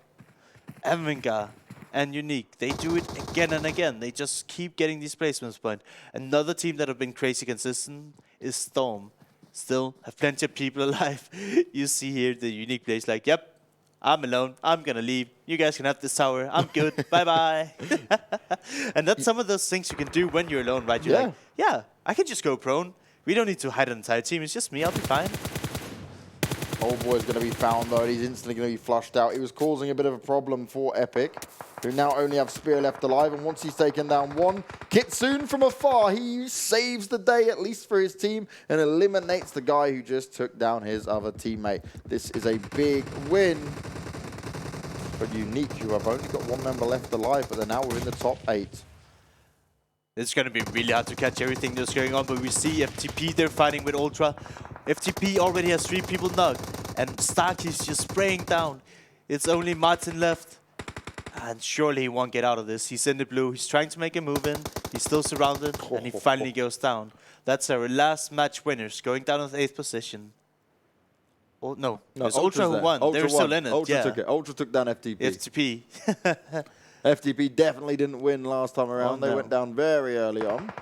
Storm still in a good spot. And Kitsune, you may be a solo player, but you don't seem to want to stop fragging. And I fully respect that if you can get the job done. But be careful of who you alert from around you. Moloko, will he know that how many rest players are starting to work their way in their sneaky snakes? As I've also got Gonzo up here with the Avangar players. He's looking for this final OBS moment. Believes he knows where they are, and this is brilliant. Moloko comes around the corner. He has 1 player shooting at him. He is just going to die out straight away. That's going to be Ultra in a bit of a rough spot there. Did that have them eliminated? No, they still have Stark alive. There we go. So Stark still's there. Unique Kitsune's there as well. Rest in top 5 again, though. Another good game coming out from these guys. The same can be said for Unique and Avangar. These guys... It's actually crazy. Like, if you look at this top 5, 4 of the teams are just like repeat teams that always go up, and rest are also doing really, really good. These guys are absolutely crazy, playing some of the best PUBG Mobile out there. And remember, Unique, right? They said, all right, we lost a lot of people, but we can still just snake. And they're in the top 5 now. Kitsune has level 3 gear, he has a ghillie suit. We'll have to see if he can take down the last Ultra player here and get one more position for his team. Oh, wow, Kitsune. That's huge. So smart. Jumps up, going to go find himself a bit of additional color and try get in the circle. Ghetto's found the kill onto Gonzo. He's got the high ground advantage there. Kitsune's gone down. We're down to just Rest, Storm, and Avangar now. Storm getting the knocks onto Solke, and that's a key member of Rest to find himself knocked down here, as Ghetto is just hungry for more of these Avangar players. He's like, where are you? You must be all below me. And if he's got a grenade, he wants to try and maybe underhand throw it and make it connect, but it's still going to be very hard to do. And he does get the grenade out. He believes in the underhand grenade. Oh, he's going to throw it normally down there. They've started to move already, though. Mate, you're a little bit late to this. Gets himself ready with another nade. Ooh, look at that he angle. spots him out as well. This will be a huge nade. Nade goes down. Players get knocked. Brilliant work. Mackey's found himself knocked, as has Gonzo. And Bandita's the one that has to deliver, but they throw their own nades back up. Ghetto finds himself onto it. And it's Storm's nades. So Storm have come to help him out. This could be Storm saving the day as the rest players find themselves eliminated. And now it's only Avangar that remain in Storm's way. Storm looking to claim a big win here. They've tried to get DGR and Bandita. Gabella's jumped down. Did they hear him? Are they aware that this has happened? Are they all going to jump down and just trying to take out Avangar like this? No. Gabella gets into it, shooting away, spraying them down, tries to get himself a knocked player, couldn't make it happen, but his teammates, they've got his back, and Storm take the win. Really, really well played by Storm here. They waited for Rest to engage with Avangar, and they're like, hey, they're distracted, we're just going to run them over. And they managed to take this chicken dinner with 14 kills. 14 kills. And 30 points. That is exactly what Storm want to see. But once again, like you were mentioning there, Avangar in it, Rest in it, Ultra in it, Unique. It's only OBS and Rosq squad that we haven't seen up in good positions overall. But they didn't get a lot of kills alongside those placement points. Nope. And I feel like a lot of these teams here, right? They were a little bit bruised, especially Unique, but they managed to get it up there. Avangar, I would have liked to see them be a little bit more aggressive towards the end. They're a team that can go away with it, right? But they decided to be okay with playing the low ground. They could have wrapped the round. They could maybe have been the ones up top. But they get themselves another 30 points. Rest are getting a good amount of points here to really help them push up that little bit further. It's going to be great when we're looking at these standings across for them. Feel the pain on the edge of it as well, same as Obstruction. Look how tight it was right at the end, 6th, 7th, and 8th. Yeah. We've got 15, 14, 13 points just going down in descending order. Not bad at all considering the mix of placement points up within it. Honestly, I'm really loving Sanhok. It's just becoming better and better. Like, when it's not a stupid snake game like that at the end and we get something interesting, that's what I'm really keen to see. Okay, look, what can these teams do? Because it brings a very different dynamic. And there I thought Avangar threw those grenades up. Storm actually massively helped Avangar out. They were close to elimination. And then Rest, they just didn't focus on Storm. They forgot all about them and thought, let's flush Avangar quick. And they paid the price for it. And I mean, for good reason, right? We say this time and time again. Teams, they don't push when they need to. We've only really seen DM really utilize it. Yeah. But I'm happy to see Storm also picking up. A lot of these teams will be like, hey, the other guys are fighting. Awesome, we'll just lay prone here and wait for something to happen. But no, Storm, they're like, yeah, they're distracted. This is our time to strike. Yeah. And that is so well played. And we're starting to see the teams that keep doing good, they start picking up on all these small things that can, net them the advantage. Whereas we see a lot of teams that are falling behind, they would have been passive in that situation. They'd be like, hey, that's awesome, they're killing each other, but we should just stay back here and do nothing. And the great thing I'm seeing from a lot of these teams now is not just the smart plays from it, but it's the consistent smart plays. Like, you look at a team like Storm, you look at a team like Ultra, you look at a team like DM, you look at a team like Unique. Those guys are in a league of their own at the moment in having that understanding of when to be passive, when to be aggressive, and also they're keeping an eye on the kill feed. Oh, we've got a couple of players knocked. Now's our time to go. Yep. Where how many times have we seen it where that doesn't actually happen? Yes, Ultra had that on their first win where they didn't go instantly. They still won it out. But people are learning. People are adapting. Yep. And for me, I'm really starting to see there's this whole set of teams up here. And there's some teams that just don't even come close to that level right now. And it's starting to show us where 100%. We're going to be for the regional finals. Yeah, and we're starting to see who's not going there. But we will cover that right after the break. Oh, yes, it's break time. But before we head to the break, you guys can head to clubopen.pubgmobile.com. That will give you all the standings, give you all the information on the Club Open 2019, show you the ridiculous 2.5 million prize pool that we are so happy to have here for PUBG Mobile, as well as all the information on all the other regions. And also, guys, I'm going to keep on mentioning it. Larson wants it, I want it, everyone who's involved in PUBG Mobile wants it, for you to subscribe to the YouTube channel. And we're not just saying it for our own fun. You support PUBG Mobile grows, we grow grow, everything grows with it. And maybe, you never know, we'll get a lot more of these big dollar tournaments coming into it. More to be discussed after the break, though. Go get yourself a drink, go to the toilet, do whatever else you need to do, and we'll see you very soon.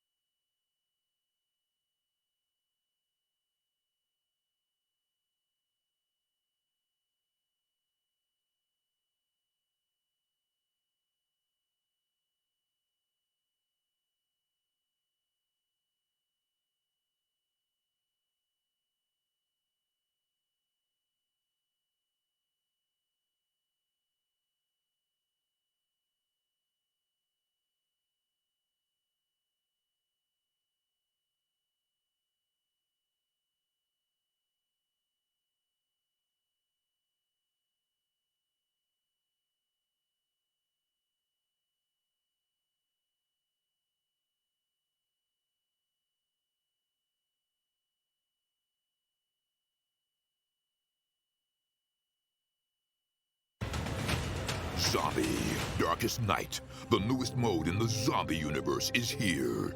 This time, the rules are different.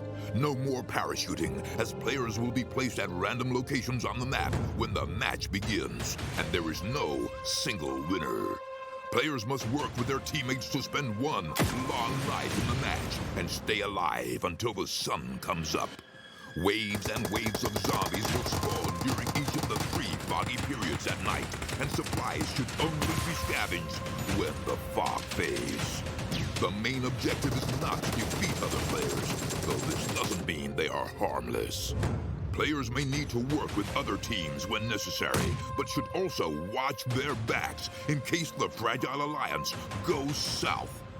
This will be a unique experience for every player involved. This new mode also comes with a passive skill for every player. Understanding these skills will be the key to staying alive in this long night. Can you ride out the night?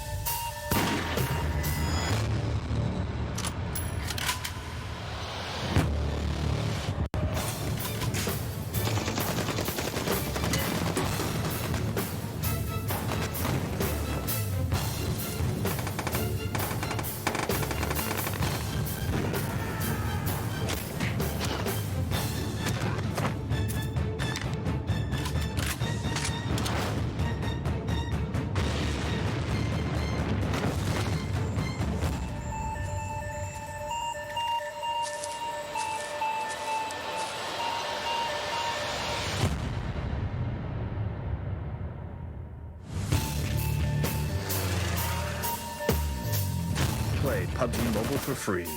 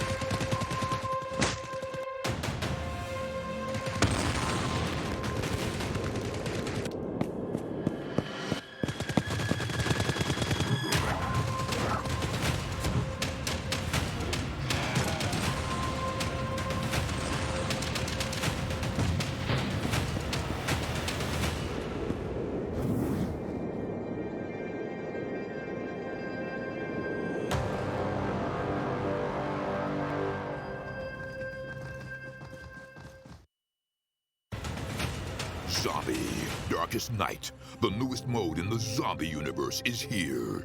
This time, the rules are different. No more parachuting, as players will be placed at random locations on the map when the match begins, and there is no single winner. Players must work with their teammates to spend one long night in the match and stay alive until the sun comes up. Waves and waves of zombies will spawn during each of the 3 foggy periods at night, and supplies should only be scavenged when the fog fades. The main objective is not to defeat other players, though this doesn't mean they are harmless. Players may need to work with other teams when necessary, but should also watch their backs in case the Fragile Alliance goes south. This will be a unique experience for every player involved. This new mode also comes with a passive skill for every player. Understanding these skills will be the key to staying alive in this long night. Can you ride out the night?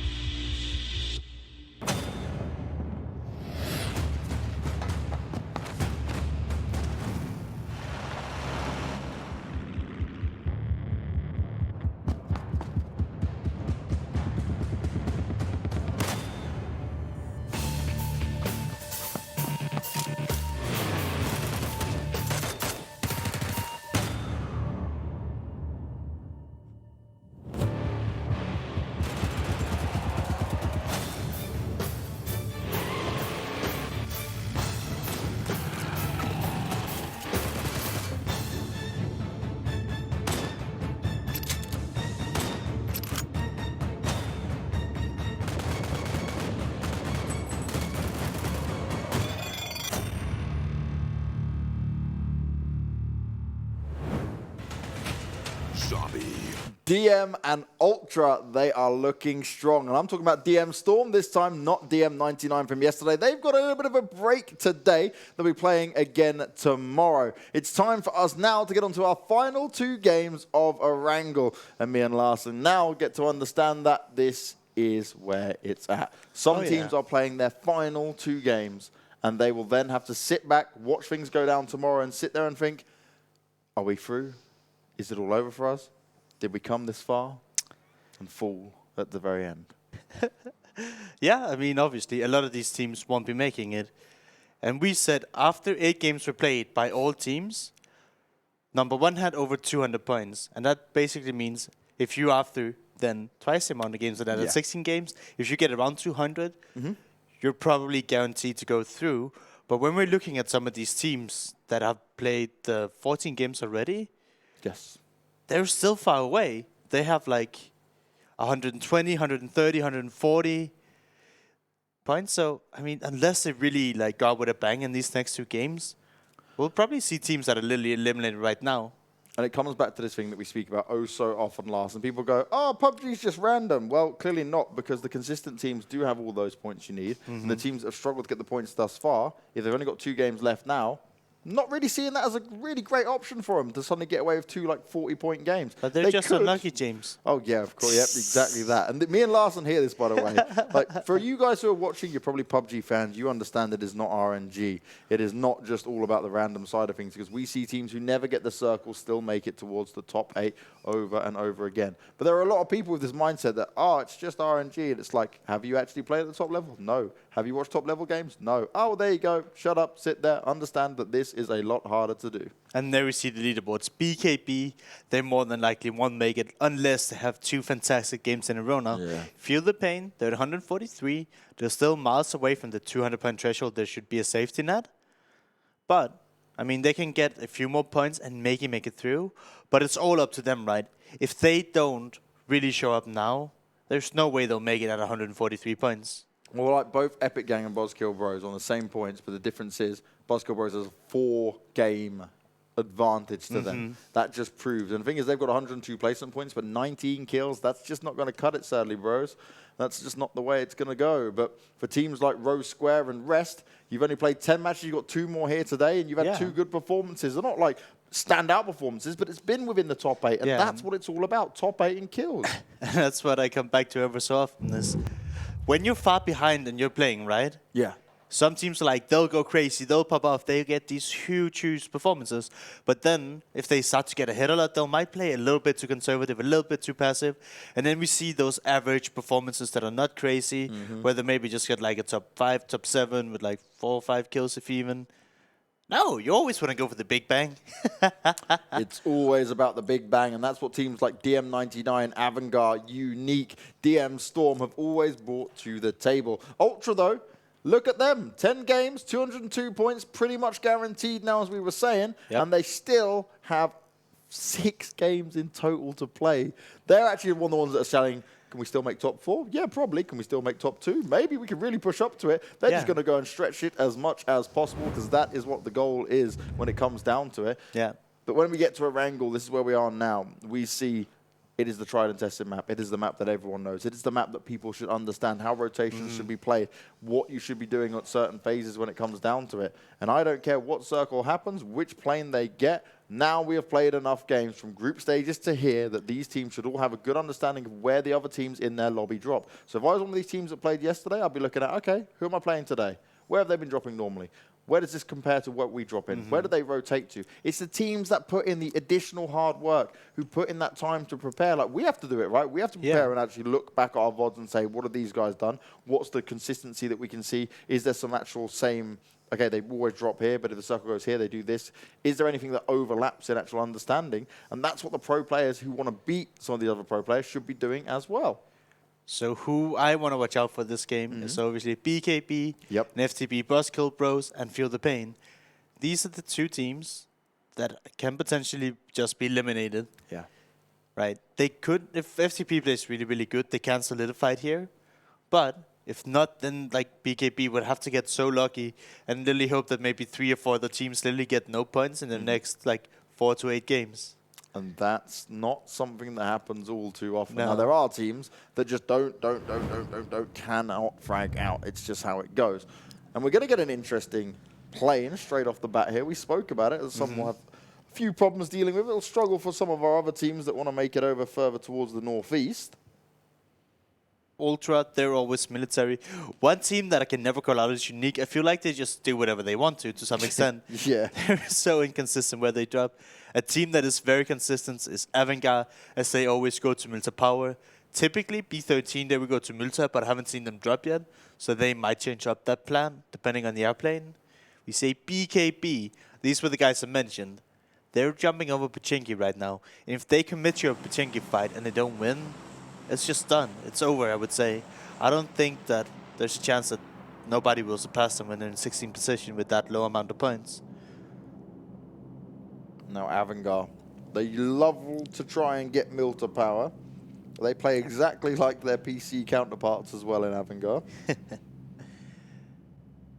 But is it going to work out for him this time around? And also, where's this circle going to pop? Do we get an interesting military? Ooh, there's a potential for it. It's not a massive potential for it, but it's still covered. Yeah. We do see that Storm finds a knock onto Whitey from Hell. And I want to say that's in Pachinki because Storm, they've been a team that have been consistently dropping in Pachinki. And I feel like from Hell, they're just kind of all over the place sometimes. They're not very consistent with where they drop. Unique Opa, he finds a knock onto BKB Tomato with a vehicle. Not the start that BKB needs. And yeah, he did get the knock. So Whitey from Hell, he was trying to take the guaranteed cast point in Pachinki. That's very, very greedy. And Storm just managed to get a free kill out of that. That's not a car you want to go for inside the city. No, no, no. Not at all. Sometimes that is just the way it goes, though. But when it comes down to it, right, it's the risk versus reward factor in it. And for that one, it's all about the reward. It's all how it can go down. So there's a lot of people around the Georgia Pole area. Rest, they always go to the container area. It looks like OBS, and is that FeelThePain there in South Georgia Pole? And in North Georgia Pole, we had White Poles. They were clashing off with OMGG. White Poles is coming out on top of it. But I would say it's too late for White Poles. As much as we can hype them up, we can show they're killing people. They have just had such a poor run here that I don't think no matter what happens, they can't make it through at this point. Yeah, that's the sad thing for White Pulse. It's a little bit too much for them now. It was such a slow start in the first week of the semifinals. Then yesterday wasn't exactly brilliant. And now they're here.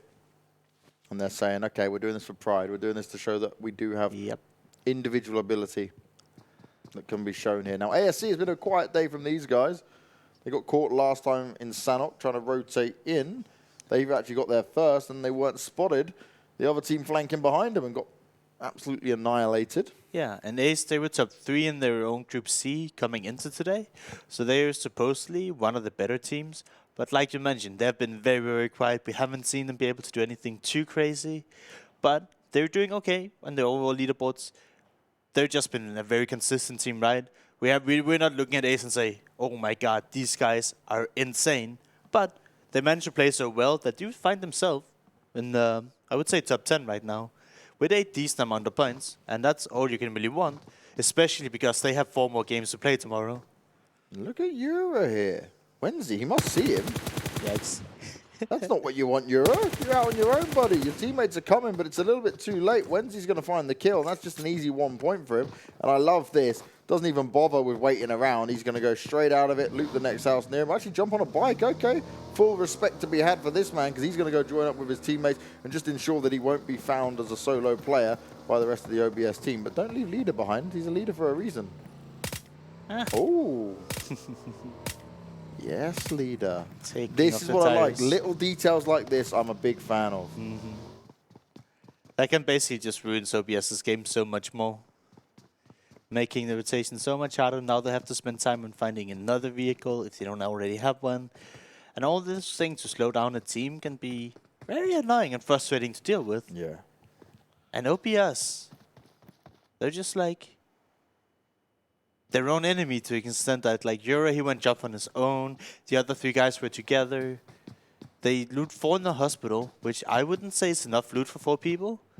Like if you can send 2 in the hospital, 1 of each wing, and then you have to loot some of the compounds around it. But sending 4 there, you're like, it's a little bit too much when you're not being contested inside of it.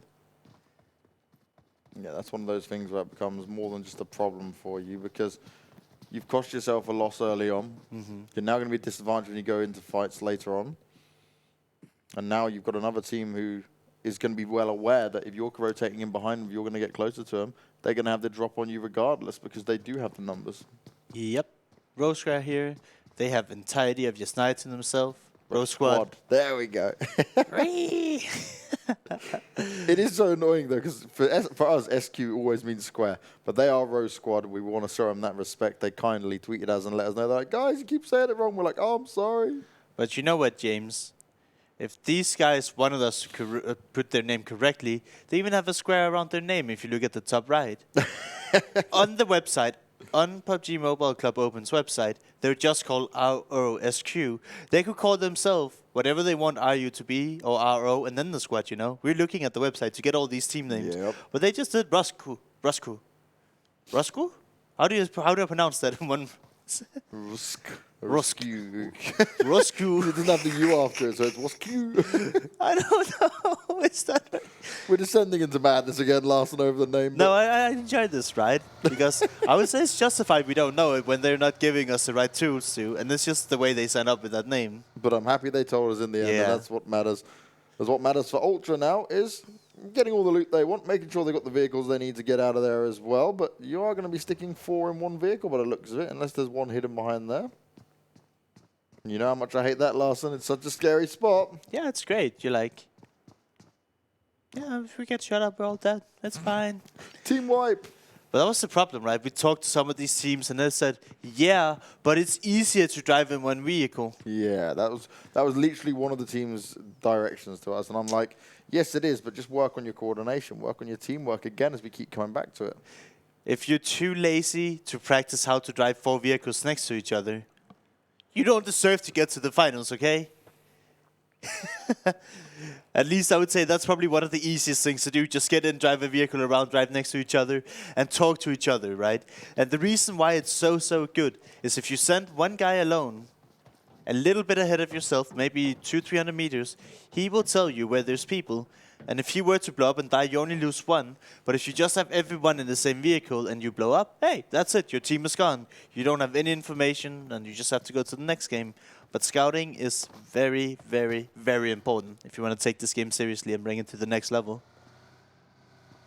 Now Storm, previous winners. They've had 2 days of good games once again. Oh, yeah. I'm not worried for this team at all, but I do want to see more, especially of Mr. Pro God Lord, who's currently on that roof. This man clutched out 2 3v1s. I have not seen anything like the one he did on Erangel either, where they literally kept like playing peekaboo with him on the rock, spraying him out, getting all the shots. He just wasn't missing bullets. He was lasering players from afar, and it was just great to watch for such control from this mobile player. Yeah. I love to see these star players coming in, right? And just said he did it once where it was crazy. He was all alone. He was in a building. He was up top. He just threw a Molotov. And somehow the enemy team just roasted themselves and he finished them off. But it just shows you, he doesn't fall under pressure. No. Then that's serious pressure when you've got that many players shooting at you. Nades could have also been coming out of you. Doubt starts to go in your head. As a new circle pops, we go over towards the east. We go a little bit north, away from military base now. The water is still within it. I know, no military circle. What a shame. Yeah. I bet the players would have loved the military circle right here. Ultra would have. Don't think anyone else would have. I'm sure about that. BKB here, I believe we saw them lose 1 team member earlier, right? They're down on 3. And they're right now sitting in 121 points. They only have this and 1 more game before they're done. And they're in the 16th place right now. But some teams have to play 6 more games, and some teams have to play 4 more games. And that doesn't cut it, right? If you're 16 at that point and you have that many more games to be played from other teams, then you're probably not going to make it unless you really come out swinging now. So if BKB wants to stay in this tournament, we need to probably see them at least win one of these next 2 games, but also in the other game have a really good placement. Well, this is better. Ultra, everyone got a car to their own, and that's what you want to see, right? Yeah. A smooth rotation together as a unit. Now, they did have military base all to themselves, so they're also going to have a lot of loot, most likely, to play with, as they're going to go in for this center circle. But there's a huge cluster of teams going for that center already, and this is going to make Pochinki quite a crowded area. So I'm looking at CZ and Severny. Is that all of them who's still in the blue looting this late into the game? I feel like they're all... Okay, 2 are out. All right. Not that bad. Like, it's just, I'll take it because it's just the early phases. If we get to phase 3 and people are still in the blue, then I start to get a little bit scared. But I can give them the benefit of the doubt on this early parts. You changed. You're just a nice guy. Hey, I'm respecting the fact you can tank a bit of that damage. It's never ideal, but some just love to play within it. Now, Avangar got themselves posted on the hilltop, and this is giving them a lot of vision to shoot onto multiple teams. And they're going to be spending a lot of ammo, but also potentially blowing up teams within vehicles on rotation. And that is what's key to getting some very quick and easy kills within this opening parts of the game. ACU, they're taking the high ground. They're not in the greatest spot in the zone, but when you go on top of the sill, you can see everything surrounding you, and you will be able to rotate further into the zone here. Interesting to see that they left all their vehicles behind, but right now they might be trying to sneak up upon White Post here, who probably has no idea that this is happening, once again, because it doesn't have vehicles. So we'll have to see if this gamble works out for them, if pushing on foot is going to be okay, or if they get spotted here. Interesting choice though by Ace. I mean, this airdrop, it's right next to the blue. There's nobody near it. I don't think anybody is going to be picking it up anytime soon. Yeah, it's too much of a risk, right? I don't think people know about it or seen it even. If I knew it was there, it was in the blue, I'd be like, yep, I'm going. That's mine. Send for it. And then you'd be one of them people complaining about yourself being in the blue. Yeah, but if I go for an airdrop, it's obviously for a really good reason, James. Ah, okay. Come on. Exceptional rules allowed for Larson in this, but what rules will be put to the test, as I lose my tongue, for White Pulse there? Because White Pulse, again, they're happy to fight, but the circle shifts far away from them, and look where they are, just outside ruins, trying to gatekeep ASC. And it's gone right down over Pochinki, over Potato Hill, where Avangar are on top of. Just outside of Farm, where we've got Epic down towards the south, and FromHell now going to change up their position a little bit further as well. Circle's also excluded all the water, so we're onto the safe part here, but what's not safe is Boyz, as Stark is going to shoot at him, and he's on a bike. Is he slowing down and stopping? He's got to be careful. Yeah, Stark's on the hunt. Stark, oh. Question mark? Oh, he's moving again. What happened? Oh, Boyz. The grave error to be had here, and your death is going to be imminent. Stark found you, Stark took you down, and he said, thank you very much for the additional kill. No problem at all for my team right now, and I'm living the dream. Yeah, and remember, OBS lost a member early, so they're down to just 2. Not what you want to see. Another thing you don't want to see is Ace, as they're still just stuck in the blue for the longest time. White Post here, they're deciding they don't want to get caught up in the blue. They probably still have their vehicle, and they can rotate ahead. But Ace here, they're going to have a long run ahead of them. As we saw the zone, they have to go all the way towards Pochinki to get in. They do get a knock. He will probably be rest, but you can just see them. 2 first aids, 1 bandage. Too much damage. Yeah. Like too much damage, too far to go. Brilliant decision from White Pulse to rotate away. ASC. Champion's going on his own, but what are you going to do? Solo it up, mate? Don't fancy his chances. Not with how many teams going to look to gatekeep you on this circle. We got 15 teams up, 56 players alive. A lot of 4-man teams still within it, as FTP are going to look to make it less of 4-man teams. Spear hits the deck. Mackey's found himself getting knocked by the Rosq squad. Lots of nades going to be used here, but I haven't got to try keep him up and running, keep him together, and they should be able to bring him up because they've got a good defense on and they're sticking the team. And I mean that, the actual team, all 4 of them, working together. Yeah, I want to see Arrow Squad make a move here because their backs are really, really exposed to the northern side. To the north of them is just straight downhill, and if anybody makes their way up that hill, they're going to be really exposed. So they need to commit to a fight or potentially find another place to play from. Gonzo playing it smart, going to use the car. Rotate it over so it can't be taken out by the Rosq squad. And now they might try to push on this position. Ultra aren't far either, and Rosq are hitting some shots. The headshot comes into Moloko. DGR's got himself around the corner, trying to look at a flank position with that rock inside to give him a bit of cover. Unique here, this is a really awesome spot to play from, just because you're on the northern side, you have nothing behind you when the circle closes in. And then if it ends anywhere up on the hill, you can just leave your vehicles behind, and then you just go out and you frag everything. That is if we get a hill ending here on the potato hill. We do. I love this. I was asking for this. You're going to hear me begging for it, right? Oh my, this is going to get crazy. You can even still see Tommy within the blue looking to try and make it in, but now this damage is going to be far too high, and he'll be going to die. They did manage to get a buggy, though, so we can see at the edge of Pochinki, Champions and Biggies made it in. Yeah, they're in. They're not in the blue anymore, which is great. It's still White Pulse, though. They've actually rotated in, but still stuck right to the edge. They were hoping the circle would go their way, but it's not going to happen this time. And honestly, in these next 2 circles, we're going to watch this 15 teams probably turn to 5 or 6, because Potato Hill is a very tough spot to fight from if you're trying to fight uphill against these teams that have made it to the top already. And Avangar put themselves before anyone, but it's going to be B13 and Graham getting a knock onto Gonzo. And that's multiple Avangar players, not at the same time, but just being knocked and picked apart a little bit. So maybe stepping up and being out in the open too much, Larson. And Avangar, they just got a knock onto B13, so they're stuck between 2 teams. And we're going to see a lot of this. There's just going to be a very high-dense area. Lots of teams fighting each other. Kitsune, another third party coming in, gets a knock onto B13. They're stuck between the 2 CIS squads. CZ maybe rolling down the hill, rolling to his doom. Splat bang, not what he wanted to see, not what he wanted to happen there. Never lucky.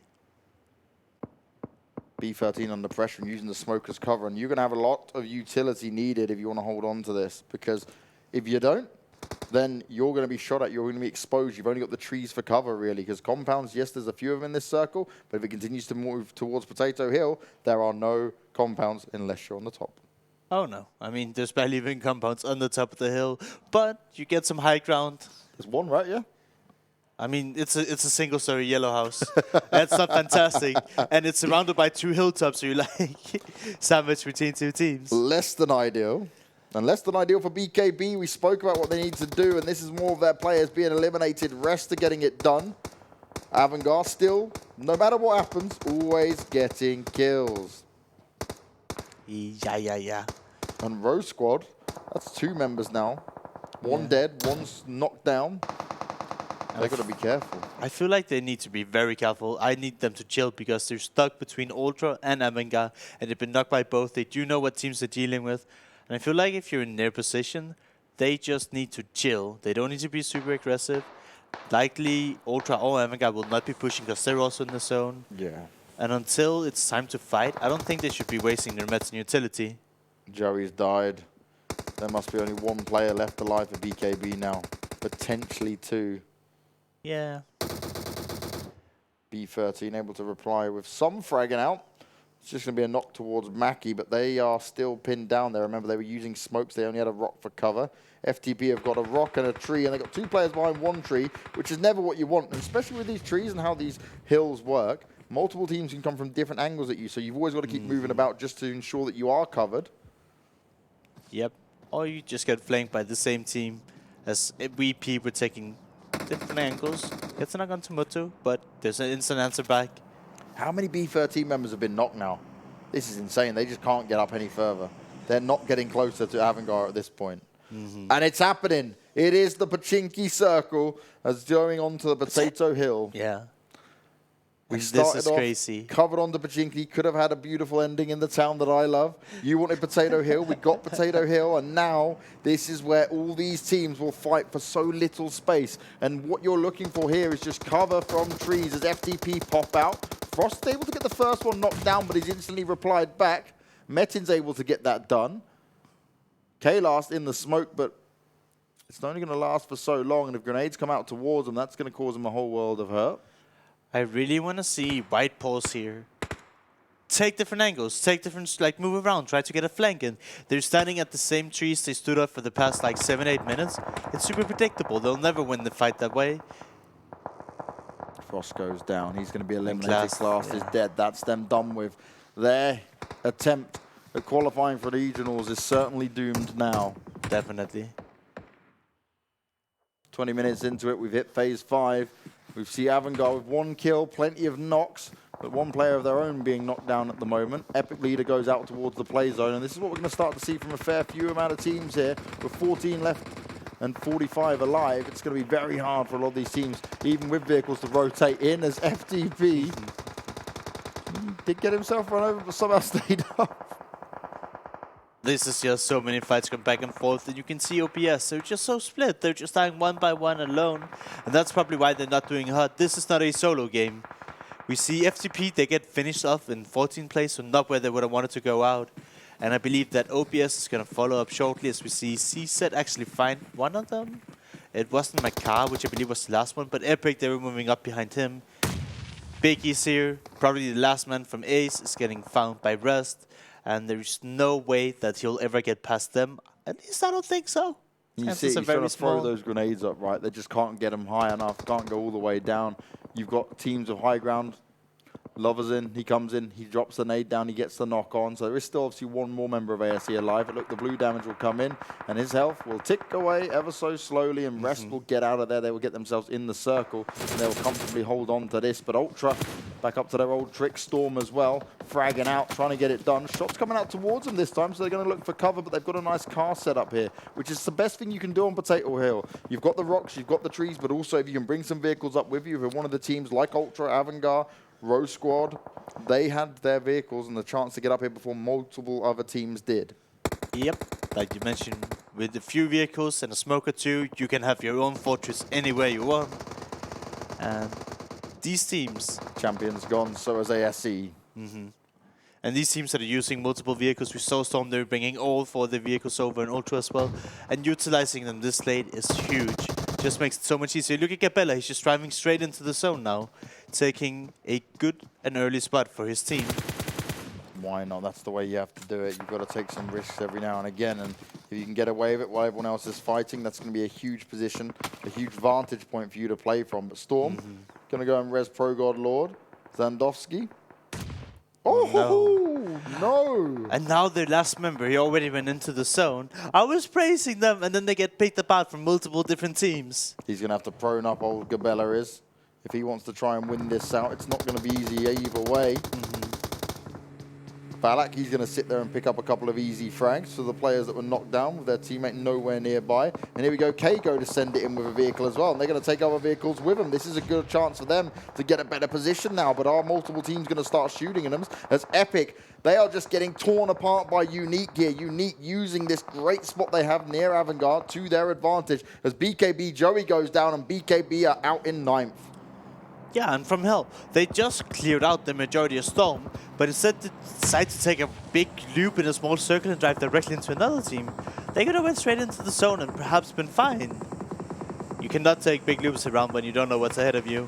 Robdini's just taken down Gabella. That means Storm's gone, but Robdini's position is known, and Yasha has shot him down to very low health. 1 nade, and he will be done for.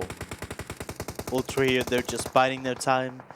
Trying to push on to Rosq here, but if they get overzealous, Rosq might join the fight. Nikitanga going to use the molly as well. Brilliant stuff. Flames might not reach though. You can get a grenade in there as well with your teammates and push up. The Rosq squad could be under a lot of trouble.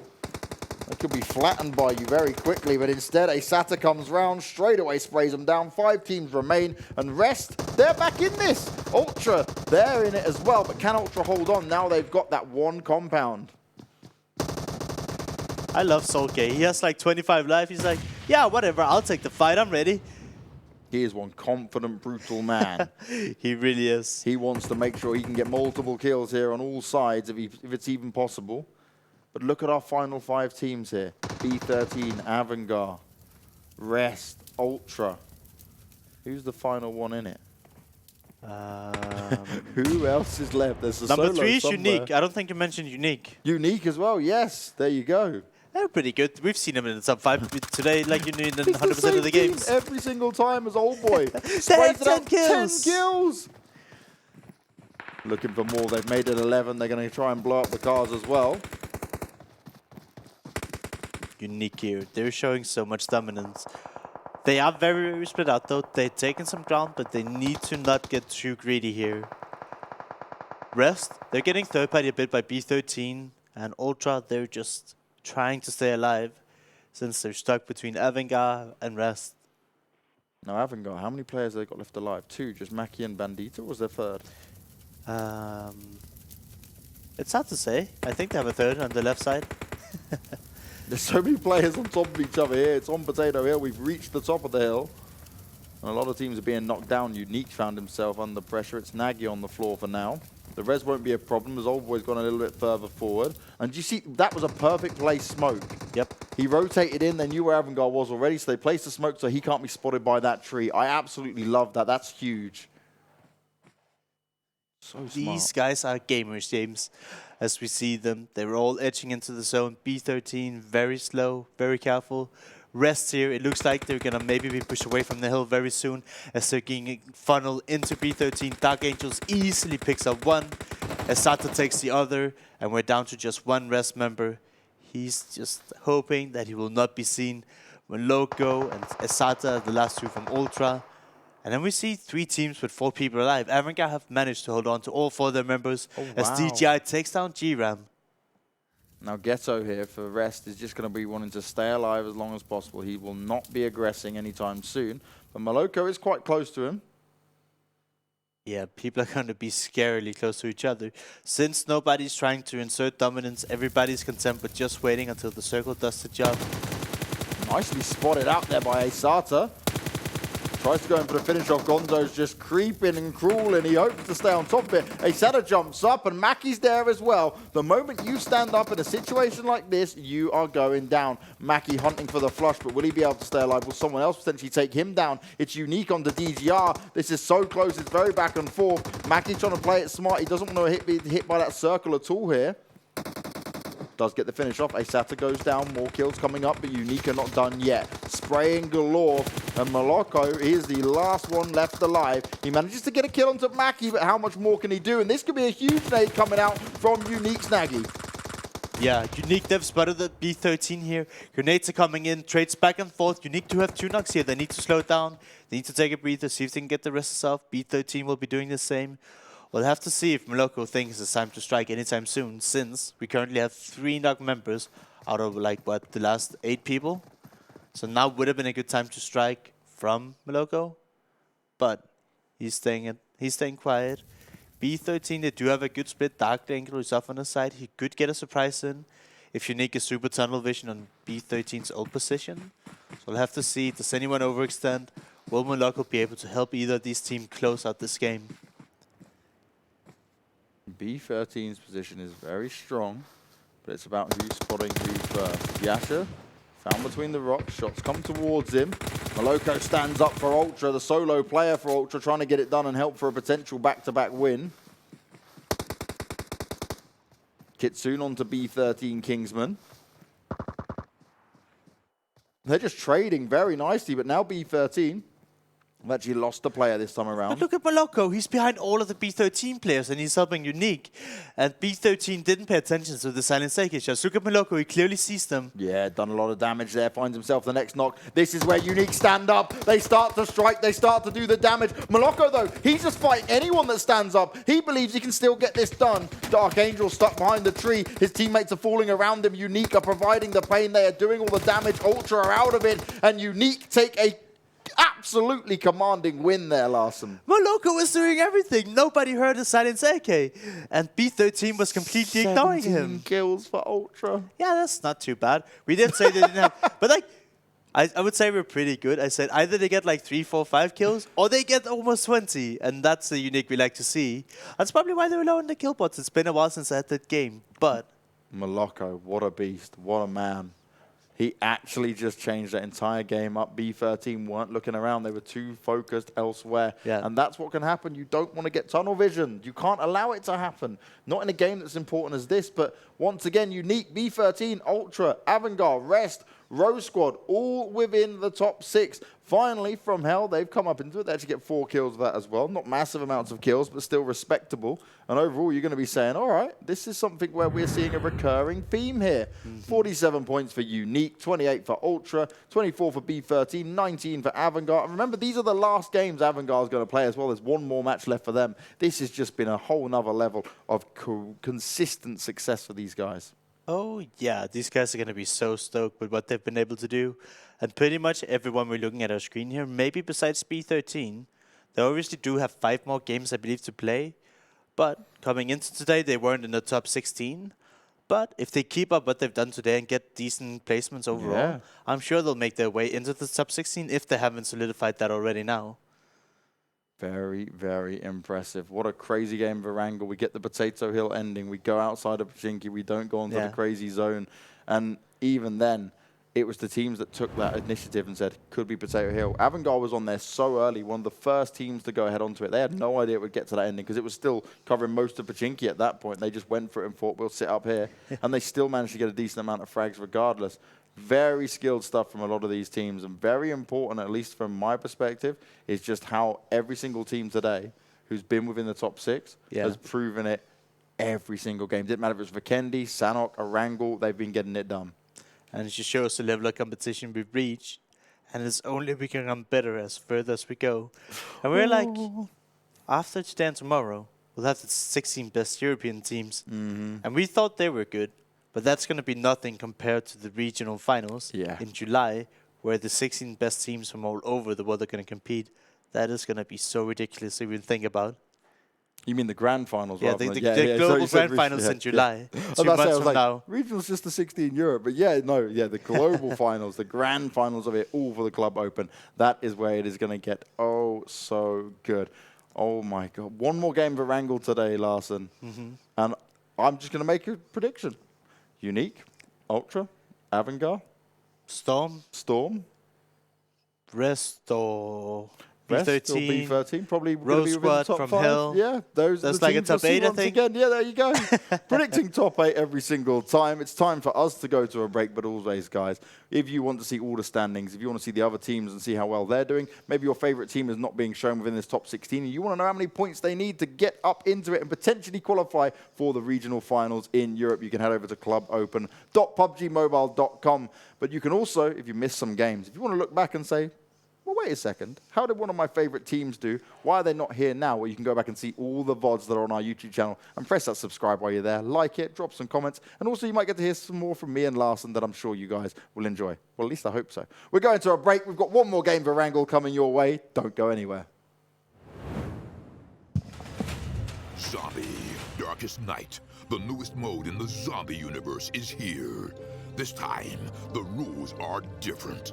No more parachuting, as players will be placed at random locations on the map when the match begins, and there is no single winner. Players must work with their teammates to spend one long night in the match and stay alive until the sun comes up. Waves and waves of zombies will spawn during each of the 3 foggy periods at night, and supplies should only be scavenged when the fog fades. The main objective is not to defeat other players, though this doesn't mean they are harmless. Players may need to work with other teams when necessary, but should also watch their backs in case the Fragile Alliance goes south. This will be a unique experience for every player involved. This new mode also comes with a passive skill for every player. Understanding these skills will be the key to staying alive in this long night. Can you ride out the night?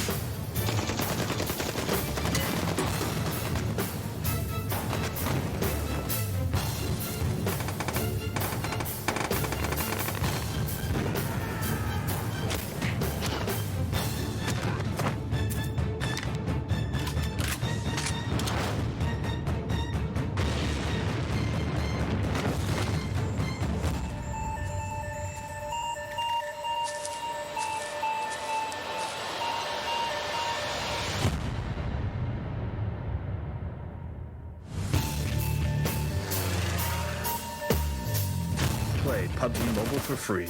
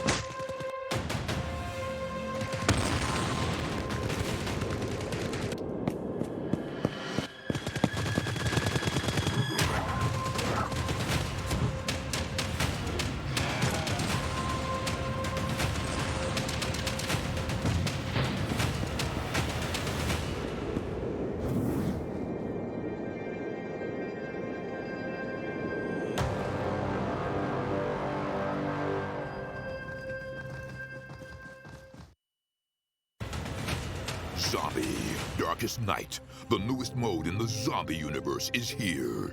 This time, the rules are different. No more parachuting, as players will be placed at random locations on the map when the match begins, and there is no single winner. Players must work with their teammates to spend one long night in the match and stay alive until the sun comes up. Waves and waves of zombies will spawn during each of the 3 foggy periods at night, and supplies should only be scavenged when the fog fades. The main objective is not to defeat other players, though this doesn't mean they are harmless. Players may need to work with other teams when necessary, but should also watch their backs in case the Fragile Alliance goes south. This will be a unique experience for every player involved. This new mode also comes with a passive skill for every player. Understanding the skill will be the key to staying alive in this long night. Can you ride out the night?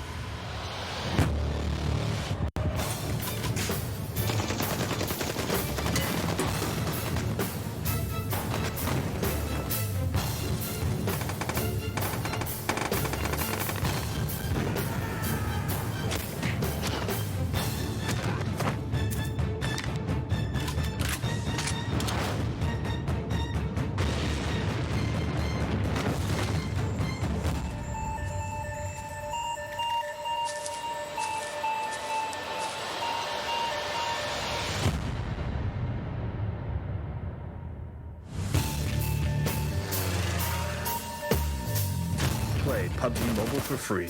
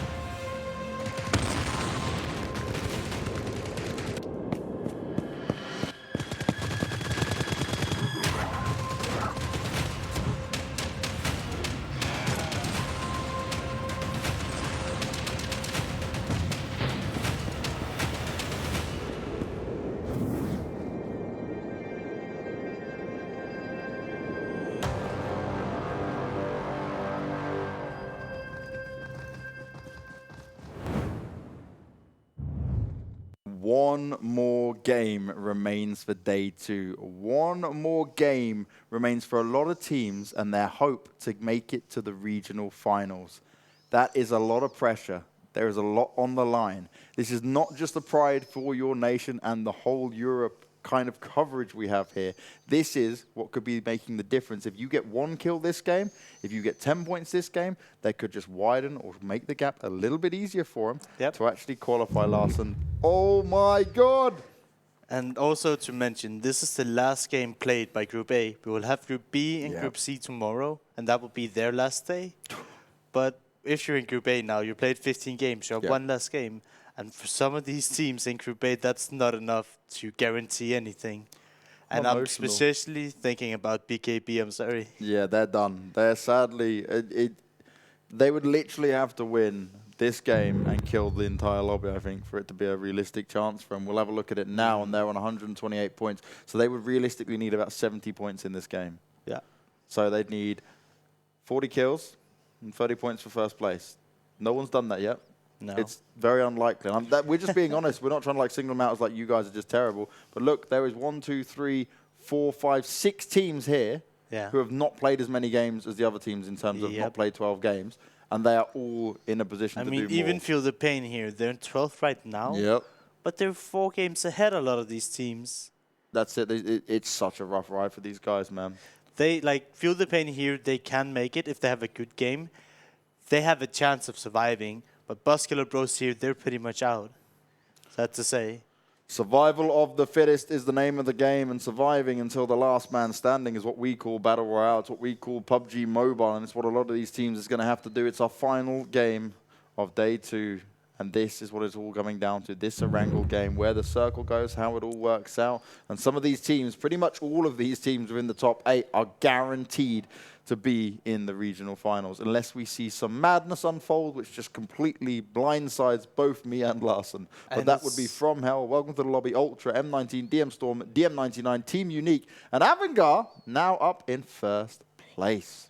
Yeah, but one thing that's crazy to point out is half of these teams are game behind, right? Yeah.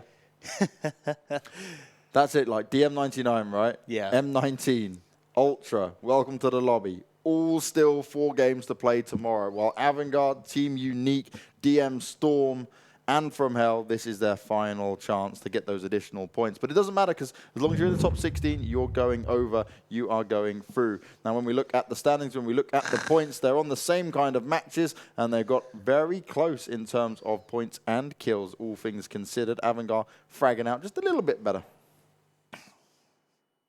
Doesn't matter what placement you get. Of course you want to win. All right, so if like Larson looked like he was going to kill me, guys. no, but like obviously, if you do really good cheer, let's say Yeah. you get a top 3 position. If you want to do this full time, you get that much of a bigger chance to find an organization to play from, etc., etc. I know the threshold to qualify is top 16, Yeah. but you want to be feared. You want to show everyone you're the best, and you don't get that chance very often, right? No. So I think you shouldn't aim for top 16. You should always aim to win. And then you won't be super disappointed if you get less than top 5. But anything below the top 5, it's not a good performance from anyone. That is the name of the game. I can hear that playing in my ear. You can see that playing on your screen. And we're getting a center plane. It's as even as can be. It is what people love to see. It's what the players love to see. But where will that circle go? We'll soon find out. Will Ultra now? Yes, they will go out for military base. Nice and easy for them. Probably no one contested either. Everyone should be able to get their usual drop spots as always, and then we get to see how this final game will play out. And I got to be saying this over and over again. We even had it today on Twitter.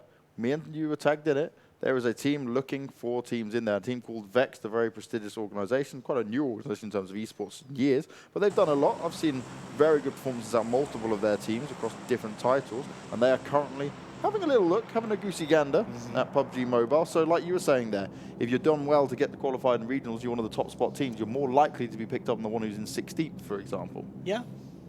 Yeah. Just and I mean, yeah, that's fine. I'm just like, I don't know, if you're aiming for top 16s and you're happy with that, then that's probably the beginning of the end. You need to aim to be the best always and always and always.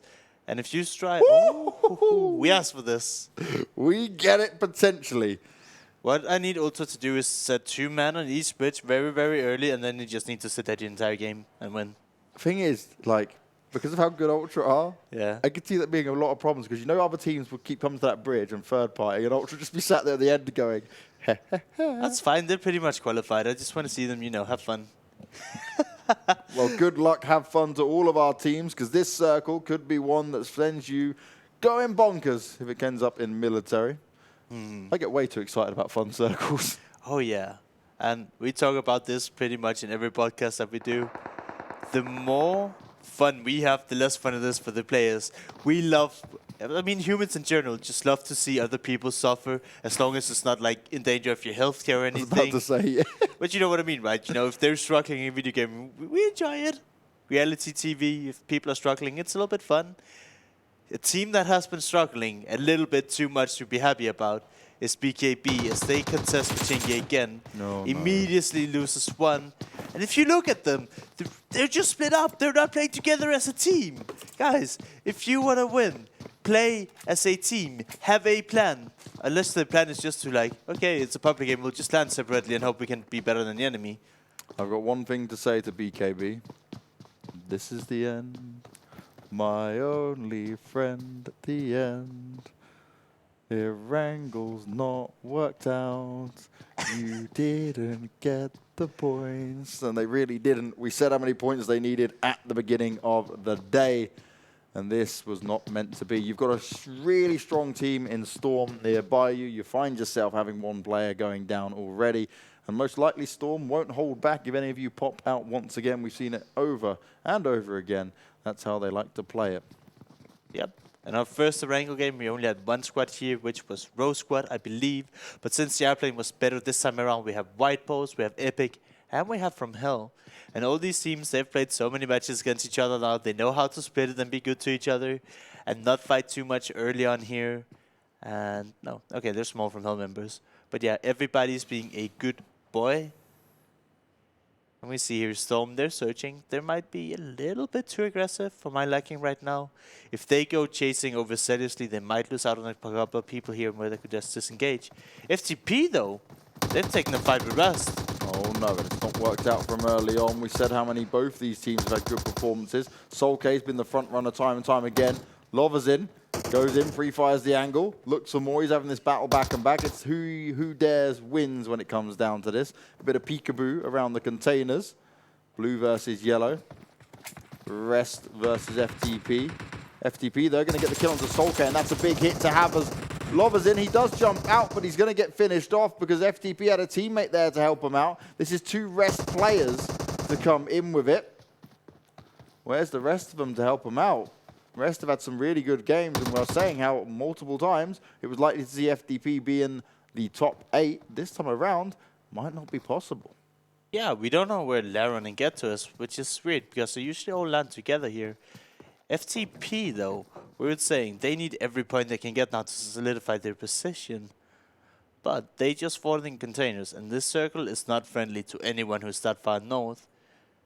So they do get a few kills there, but I mean, at what cost, right? You lose time. I believe they lost 1 guy.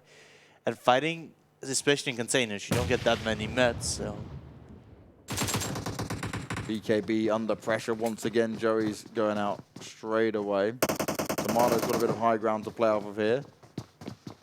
Nops a hand. He's on the roof as well. So an interesting spot for them to fight from here.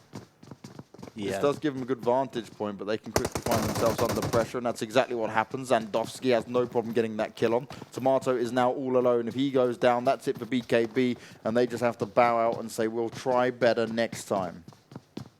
Do get Storm's confidence right now. I wanted to say that they're currently investing in a triple story across, so they should wait for the teammates. But Tomato here, taking the initial shots, do spot him jump out, sprays back and forth, back and forth. Tomato managed to get a knock, but he's so low now, he has to run away. He literally gets his fist out. He do has master heals, but he doesn't want to be anywhere near it, as all the Storm members are coming in. I love that, the bait on the door. He's going to use the first aid kit. They're on the hunt for him. A few of them players are pretty low. He's going to look to get the first aid on, and Gabella now has to be careful. And that's so smart. He backs away. He doesn't want to overextend. He doesn't want to pressure this just yet. And Tomato, using that third-person perspective, can hear and see a little bit understanding of how this will be playing out. Gabella looks to push forward, and this is where Storm want to attack. That's it. That. So disciplined from Storm. Waiting to get the heal off. Nobody ever push alone. You saw them like Kilvo. He's like, should I go? Should I go? Gabriel was like, no, let me get the med off. We got this. We can take it 2v1. We don't have to wait for the full 4-man to come in. And what a clean fight from Storm there. Showing how much confidence and how much better they were than just BKB in that fight. Another team who's certainly not going to make it through here is White Pulse FromHell. Yeah. Looking to give them a bit of a hard time. Whitey's already gone down. They're in a 3v4. And they're poking out just a little bit here. Huge high ground from FromHell. Kozak and Class are up close. He's just using the wall as much cover as possible. He's playing it well. Class now going forward. Wants to try and breach the house. Terry's already in, trying to work his way up, so they do need to do this as a team. Kozak comes in last, and now they need to group up and make sure they do this successfully. I just wanted to point out that they still have Frost, but he's not in the building yet. I want to see if they wait up for the last fourth, or they go in alone without him. They are waiting up though. I'm liking to see the change. Frost actually managed to get a knock, and now it's going to be easy for White Pulse to come in and clean it up. Valak all alone, pokes out, then goes out to his death, and they've only got 1 man left alive.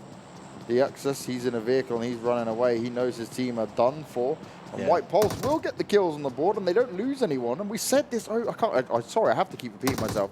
But literally, White Pulse, they do not have this problem in actually taking fights, taking kills. We've seen them beat DM. We've now just seen them take down FromHell. They are capable players, but as soon as it gets down to these like tougher circles, heavier rotations, everything just falls apart. Just open your eyes, look at the map. They're fighting Yasnaya. In the in the blue, while it's a military game circle, it doesn't matter if you can beat a team in the Asnaya when it's a military zone. You have to get those vehicles, save your meds, and make it down to that island. They don't make it easy for themselves. Like, why would you commit to that fight when you could just probably get a car, get out, and make it into the new zone? Now, Avangar, they already were the second team to make it way over to military. Ultra was landing military from the beginning. Unique's there. Some of the OBS players are over. It looks like McCarth swam over while the rest of them waited. And we're still on a bit of a split here. So this could still go up north. How wild would that be? Apparently, not apparently, but right now you can see how many teams have committed to the north.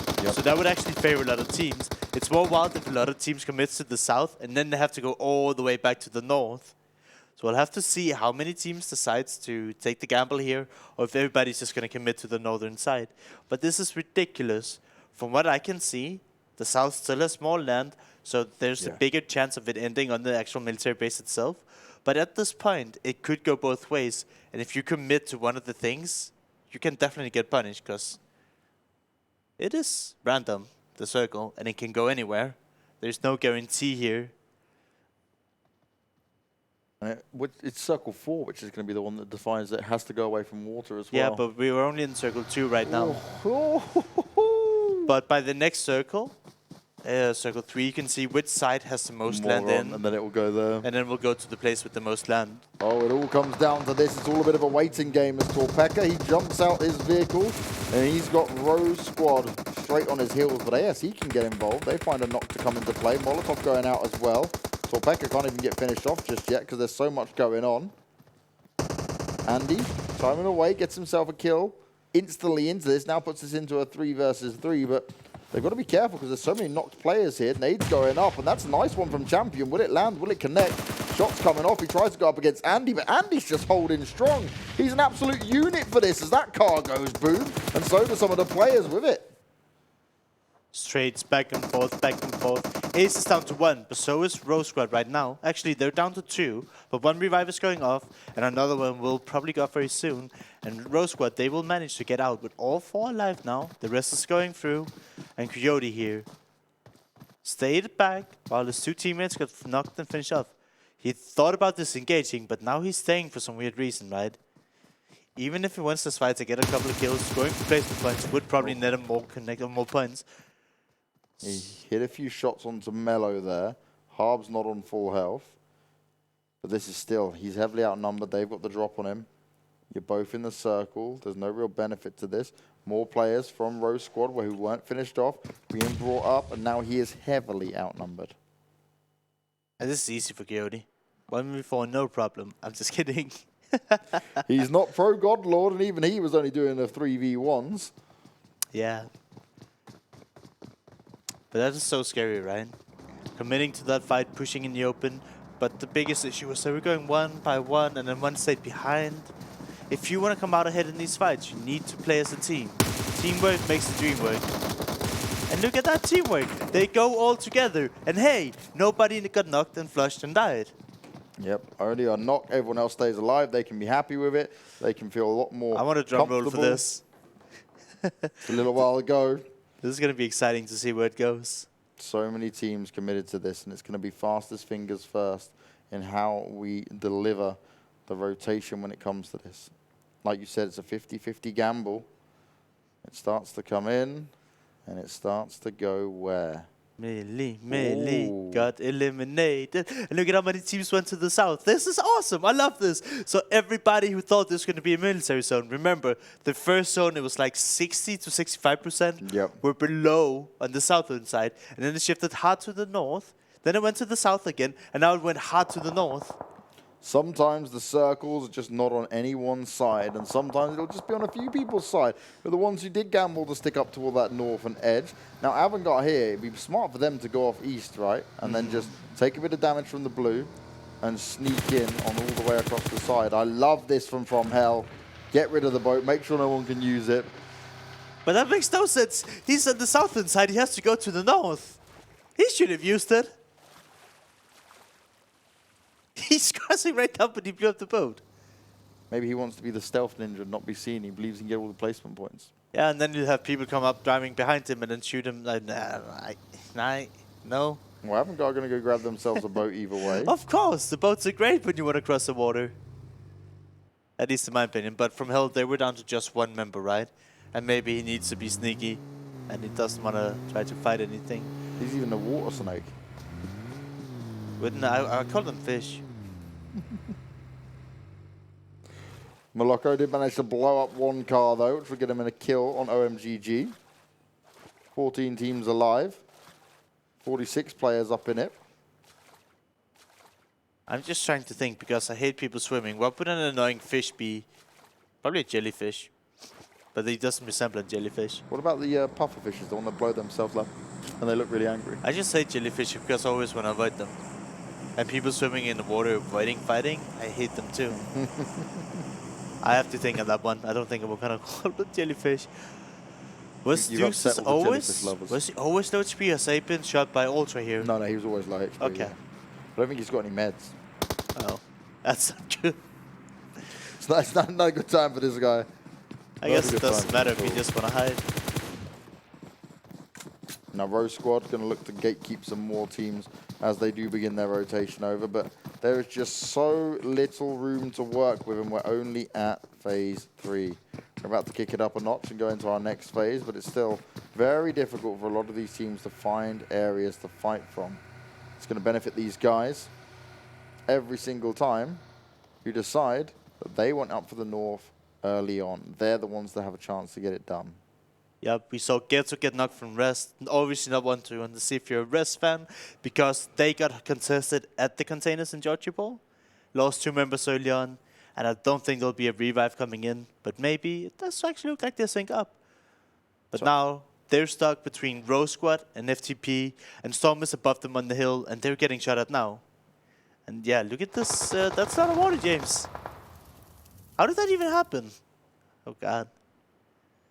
Now I actually feel sorry for the players. This zone is actually ridiculous. There's literally more water than land in the zone. And if you're B13, if you're OPS, if you're to some extent Wild Pulse, you're gonna be absolutely loving life. And if you're anyone else, you're probably not very happy. This is ridiculous. I'm gonna find out. I'm gonna have to look now. I want to know exactly how this plans out. Unique here, they're getting knocked in the blue. They went all the way around, but driving into the blue in circle 4 is going to hurt you a lot. And we don't even know if Yasha can make it in here. Luckily, he's not the last remaining member of his team, but is he going down? Maybe. Storm, they're making a move onto OBS. They're a little bit split out here. They can take the fight. Avangar, though, they're coming in below them. We'll have to see if Avangar is okay with staying down by the beach side, if they're going to run up and maybe be a thorn in the side for OBS. And yeah, was that Avangar from a really long distance? Gonzo, he's down on the beach, way to the southeast, getting a knock onto JC. Boys is trying to smoke it off, but there's no way he can make the run there. Then they're going to lose even more people. And Avangar, they're just pushing ahead of Storm here, taking a really good position in the zone. Nades, back and forth. Storm, they're locked into the little shack here. And I'm surprised Avangar haven't gotten more aggressive. It looks like they will find the rest onto JC, so they were allowed passage over. Rosq, they found a little bit of safe side here, but as soon as you have to go further to the east, it gets very, very dangerous to move around. FeelThePain, we said they need a good game. They're still staying alive. They have a decent position here. We'll see how long they can hold on to it. Storm, though, they're putting down the hammer, doing a lot of damage to OBS. Voice is forced to drop down to the beach. Run straight into Gonzo. And now, Voice's position has been known. Storm knows where he is, and Avangar, they probably won't be happy with somebody killing their teammate. We'll see if Avangar tries to respawn, or Storm is like, alright, you're down there. We can get you now, boy. Boy, you gonna go down. And that could be it for a lot of teams very shortly. Epic here, they've managed to push over to White Post's compound. A little bit passive for White Post to let people, like, all they have to do here if you're White Post is look to the north, make sure nobody crashes your compound, but they get in for free. And I believe what we just saw and heard was the rest of Storm. They grouped up together, maybe? Or is that a new team coming in Team 10? No, that's a new team. CZ have joined the fight. One knock onto him. He's down by the water. He do have a car for cover, but they're down to just 2 members besides that, and they have to figure out, do we go for the rest here, or do we fall back? Apple has the AWM. He spots the last OBS member, misses the first shot, but interesting to see what he can do with it. Good smokes there from CZ. They know this is their chance to at least look a little bit better. They've had a really rough games when it's come to the semi-finals. This next circle, my God. One thing I want to point out, there is no land. Look at Storm. What are they doing? They're literally so split that they will not be able to help each other. Sure, they have control over the entire zone, but you need to play together here. You can't just play 1-1-1. FromHell, the little solo player there on Deoxys, he's just chilling in the back. He's like, I made the right decision somehow. I remember way back in the day, because before you had the custom game settings, you had these water circles all the time. Oh no. Epic here. They're making the push onto white poles. Spear tries to spray into him. Isn't going to happen. White Pulse holding on at least for now. Wenzy's going to be eliminated out straight away. It's kills galore coming in for the White Pulse team. And they're doing it well. They're holding strong as a unit. Class and Frost looking to push now and find the final member. Leader's going to go down. 10 teams remain, and Epic are taken out of it. It's going to be a rough ride for them once again, and they were a team that needed a lot of points in here. They've still got 4 games tomorrow. Sending it in and actually doing a lot of damage from the vehicle, getting out here. Trading back and forth, but now it's not looking so great for them anymore. They got the initial trades, but they're down to 2 players. And B13 is still alive with another 2 just ahead of them in the zone. They're fine for now, but moving forward, they have to go past B13. Behind them, Rosq is coming in, but they're in the water, I think. Maybe. B13 have such a good place to fight from. And yeah, Ultra, they were having to swim across, I believe. They've done a 2-2 split in swimming. They waited right onto the edge just to see how it would pan out. Sandowski's found himself eliminated. This has been a real change from any other game we've seen. I've not seen anything like this in PUBG Mobile ever. Yeah, this is crazy. But we'll have to see. This is going to be a slow drawn-out game. Everybody's going to have to be funneled into each other. CZ here, they're trying to take shots onto Storm, but Storm, they have the good cover. They're ahead on the zone. They don't need to do anything drastic. And CZ, they'll have to move here. Look at Ultra. Over and over again, they're just hitting knocks. Another one coming in. CZ here, trolling in the middle of the open. They will surely be spotted once the smoke starts to disappear. I love it. I love B13's position, gotta say. Just using the rocks there to keep an eye on Ultra, seeing what they're doing. Yep. Stark still hiding behind the burnt out boat. There's no way he can go. Rosq, though, they're still trying to make it into the zone, but they have to get past FTP. And if you get past FTP, you have to get past Rosq, then you have to maybe get past White Post. It's not an easy entrance for a lot of these teams. Look where the circle went.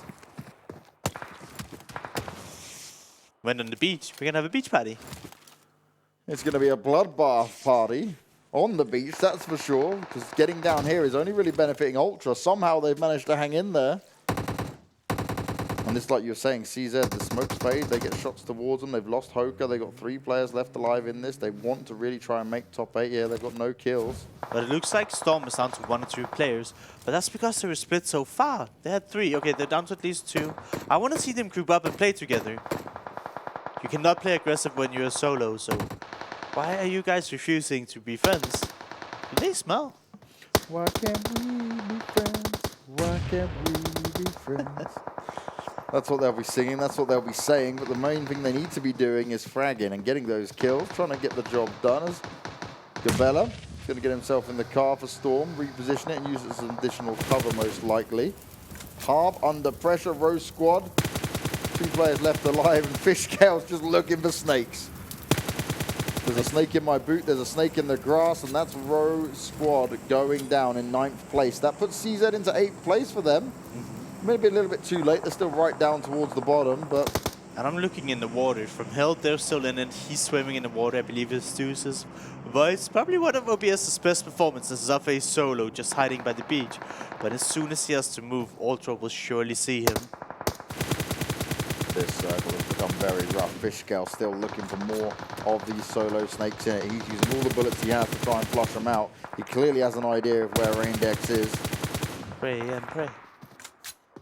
If he has a scope in the M24, I want to see him use that to find people. That's FromHell taking out Deuces got found. CZ, they're running into Storm, into Ultra. And they're just getting torn apart. Oh. Another team not looking too good. FTB. There we go, finally done. FishScale wasn't looking to reload, he was just looking to get the finish straight away. He's hoping one of his teammates from the player he just killed is going to pop up and try and get some revenge, but it's not going to happen just yet. CZ only have one player left in it. 7 teams and 11 alive here.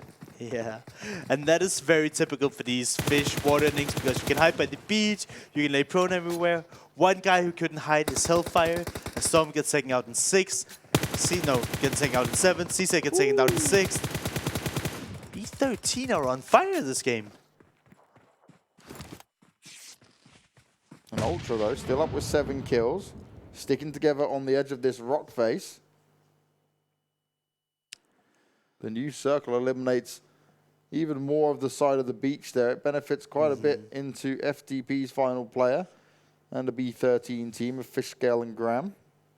Kailas is thinking, where on earth do I go from here? I suppose he's hoping that Ultra and B13 will fight each other as they have to make a move into the zone. I really like what Moloko is doing. He's kind of doing a distraction, and he's going to grab a car here. He might be able to create cover for his team, but also distract them so B13 overpeaks, and then his other teammates from Stark and Sata, and all those guys can get an initial knock. But I don't think Moloko found a vehicle. Maybe he was looting for more smokes. Great use of utility coming out now. And this is the way you expect it to be done from a team like Ultra, as Moloko is found through the smoke. FishScale, he is spraying for days. It's all we've seen him do. He's up at 5 kills already. And that's out of the total of 7 for his team. This man is delivering it now. And he's like, this is our chance to get another win. Yeah, B13 is not slowing down anytime soon. We do see Ultra. They managed to get all 4 into the new zone, I believe, with everyone alive. This is going to be very hard for B13. But they get the opening pick onto Stark. Look at how low B13 is, though. 2 knocks, but they're so low that they can't do anything. B13 needs these snakes and Class and Voicey to do something. But they're not doing anything. They're just hiding. Oh, that's OPS, though.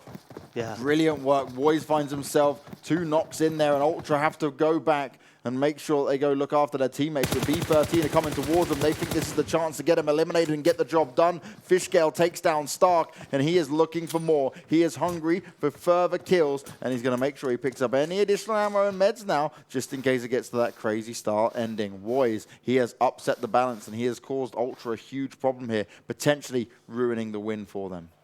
Oh yeah, he just ensured that 2 of the Ultra players died, gave B13 a little bit of breathing room. Voice again. Another one. Looking for the final. Can Voice get it done? He's finally taken out. 4 teams remain. It's B13, FTP, Ultra, and White Pulse. Classed. He's trying to be the solo snake to get it done. He's right on the edge of the circle. This will end in that center position. Yeah, so it's looking good for B13, right? They didn't push in this knock, which I'm okay with because they have a better spot in this zone. They know that Ultra has to run. So I want to see B13 get up and close to that airdrop. Maybe check for the potential snake in the field, which you probably don't expect at this point. But somehow, Class have managed to stay alive. More bullets being shot off here. And FishScale, I love his aggression. I love the way he's playing. He goes up to the supply drop. Going to use it as some additional cover and continue to shoot through the smoke. The Molotov goes down as well. Oh no. Nikki Tango is burning away a little bit. Thrones up down on the floor. Moloko's going to go and do the same as well. Metin down there for FTP. He can't actually move. Look at this though. Classy would have had a spot onto G-Ram, but he gets taken down already. Class is still in it. He's got his chance. Graham is now in a bit of a problem. Ultra pushing up, and this is where they really do start to use their teamwork, use their style. Fishscale, oh my god, what an absolute beast. He eliminates Ultra. So many kills for him. No. They don't know where he is. They haven't seen him yet. Class. Oh my god, he comes onto it. He's looking to sprout the last one. Class, solo playering it up. He gets Fishscale down and now he can win because FTP is stuck. What on earth? He managed to just hide until it was one player left.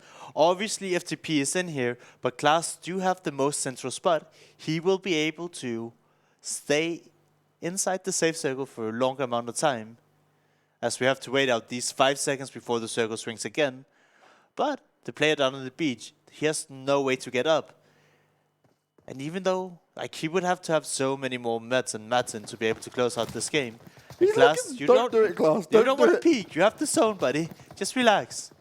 You got 5 first aids. You're not fully boosted, which is questionable, but you know, you wanna use your first aid. Stay alive. No, you don't want to peek. You don't want to risk it. No. Yeah. See, he knows. We're fine.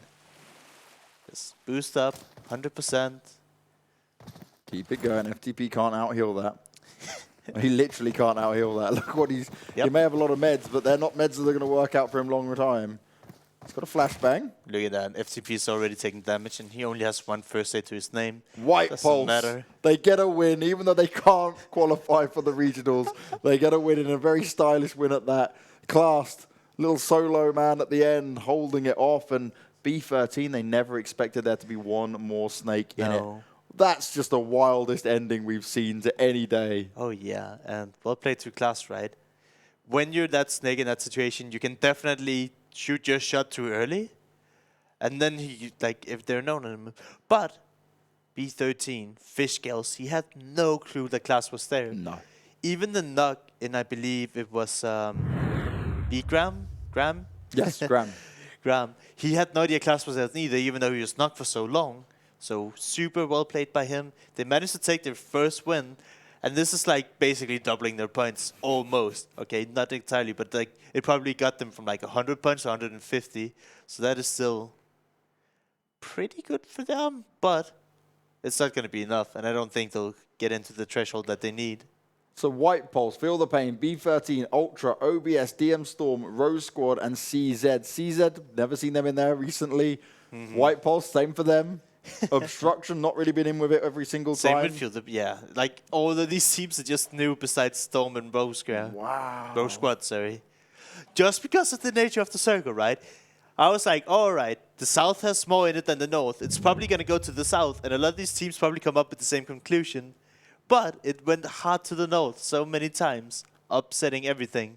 Now here are our total standings with one more day remaining. And any teams with 16 matches played, they have played all their matches, which means all those teams with 12 are looking very happy and thinking, well, it's pretty much guaranteed we've got a spot now. BKB got thrown out even though they played 16, so somebody on the 12th game here in this lobby kicked them out? Oh no. But that's it, right? We can say goodbye to White Pulse, we can say goodbye to BKB, and potentially other teams. I'm sure we'll go over every team that goes out tomorrow, but from Group A, at least those teams are out, and potentially even more. And even then, right, for teams like Feel the Pain, it's still scary that a couple of teams can have a good game and really mess things up for you once again.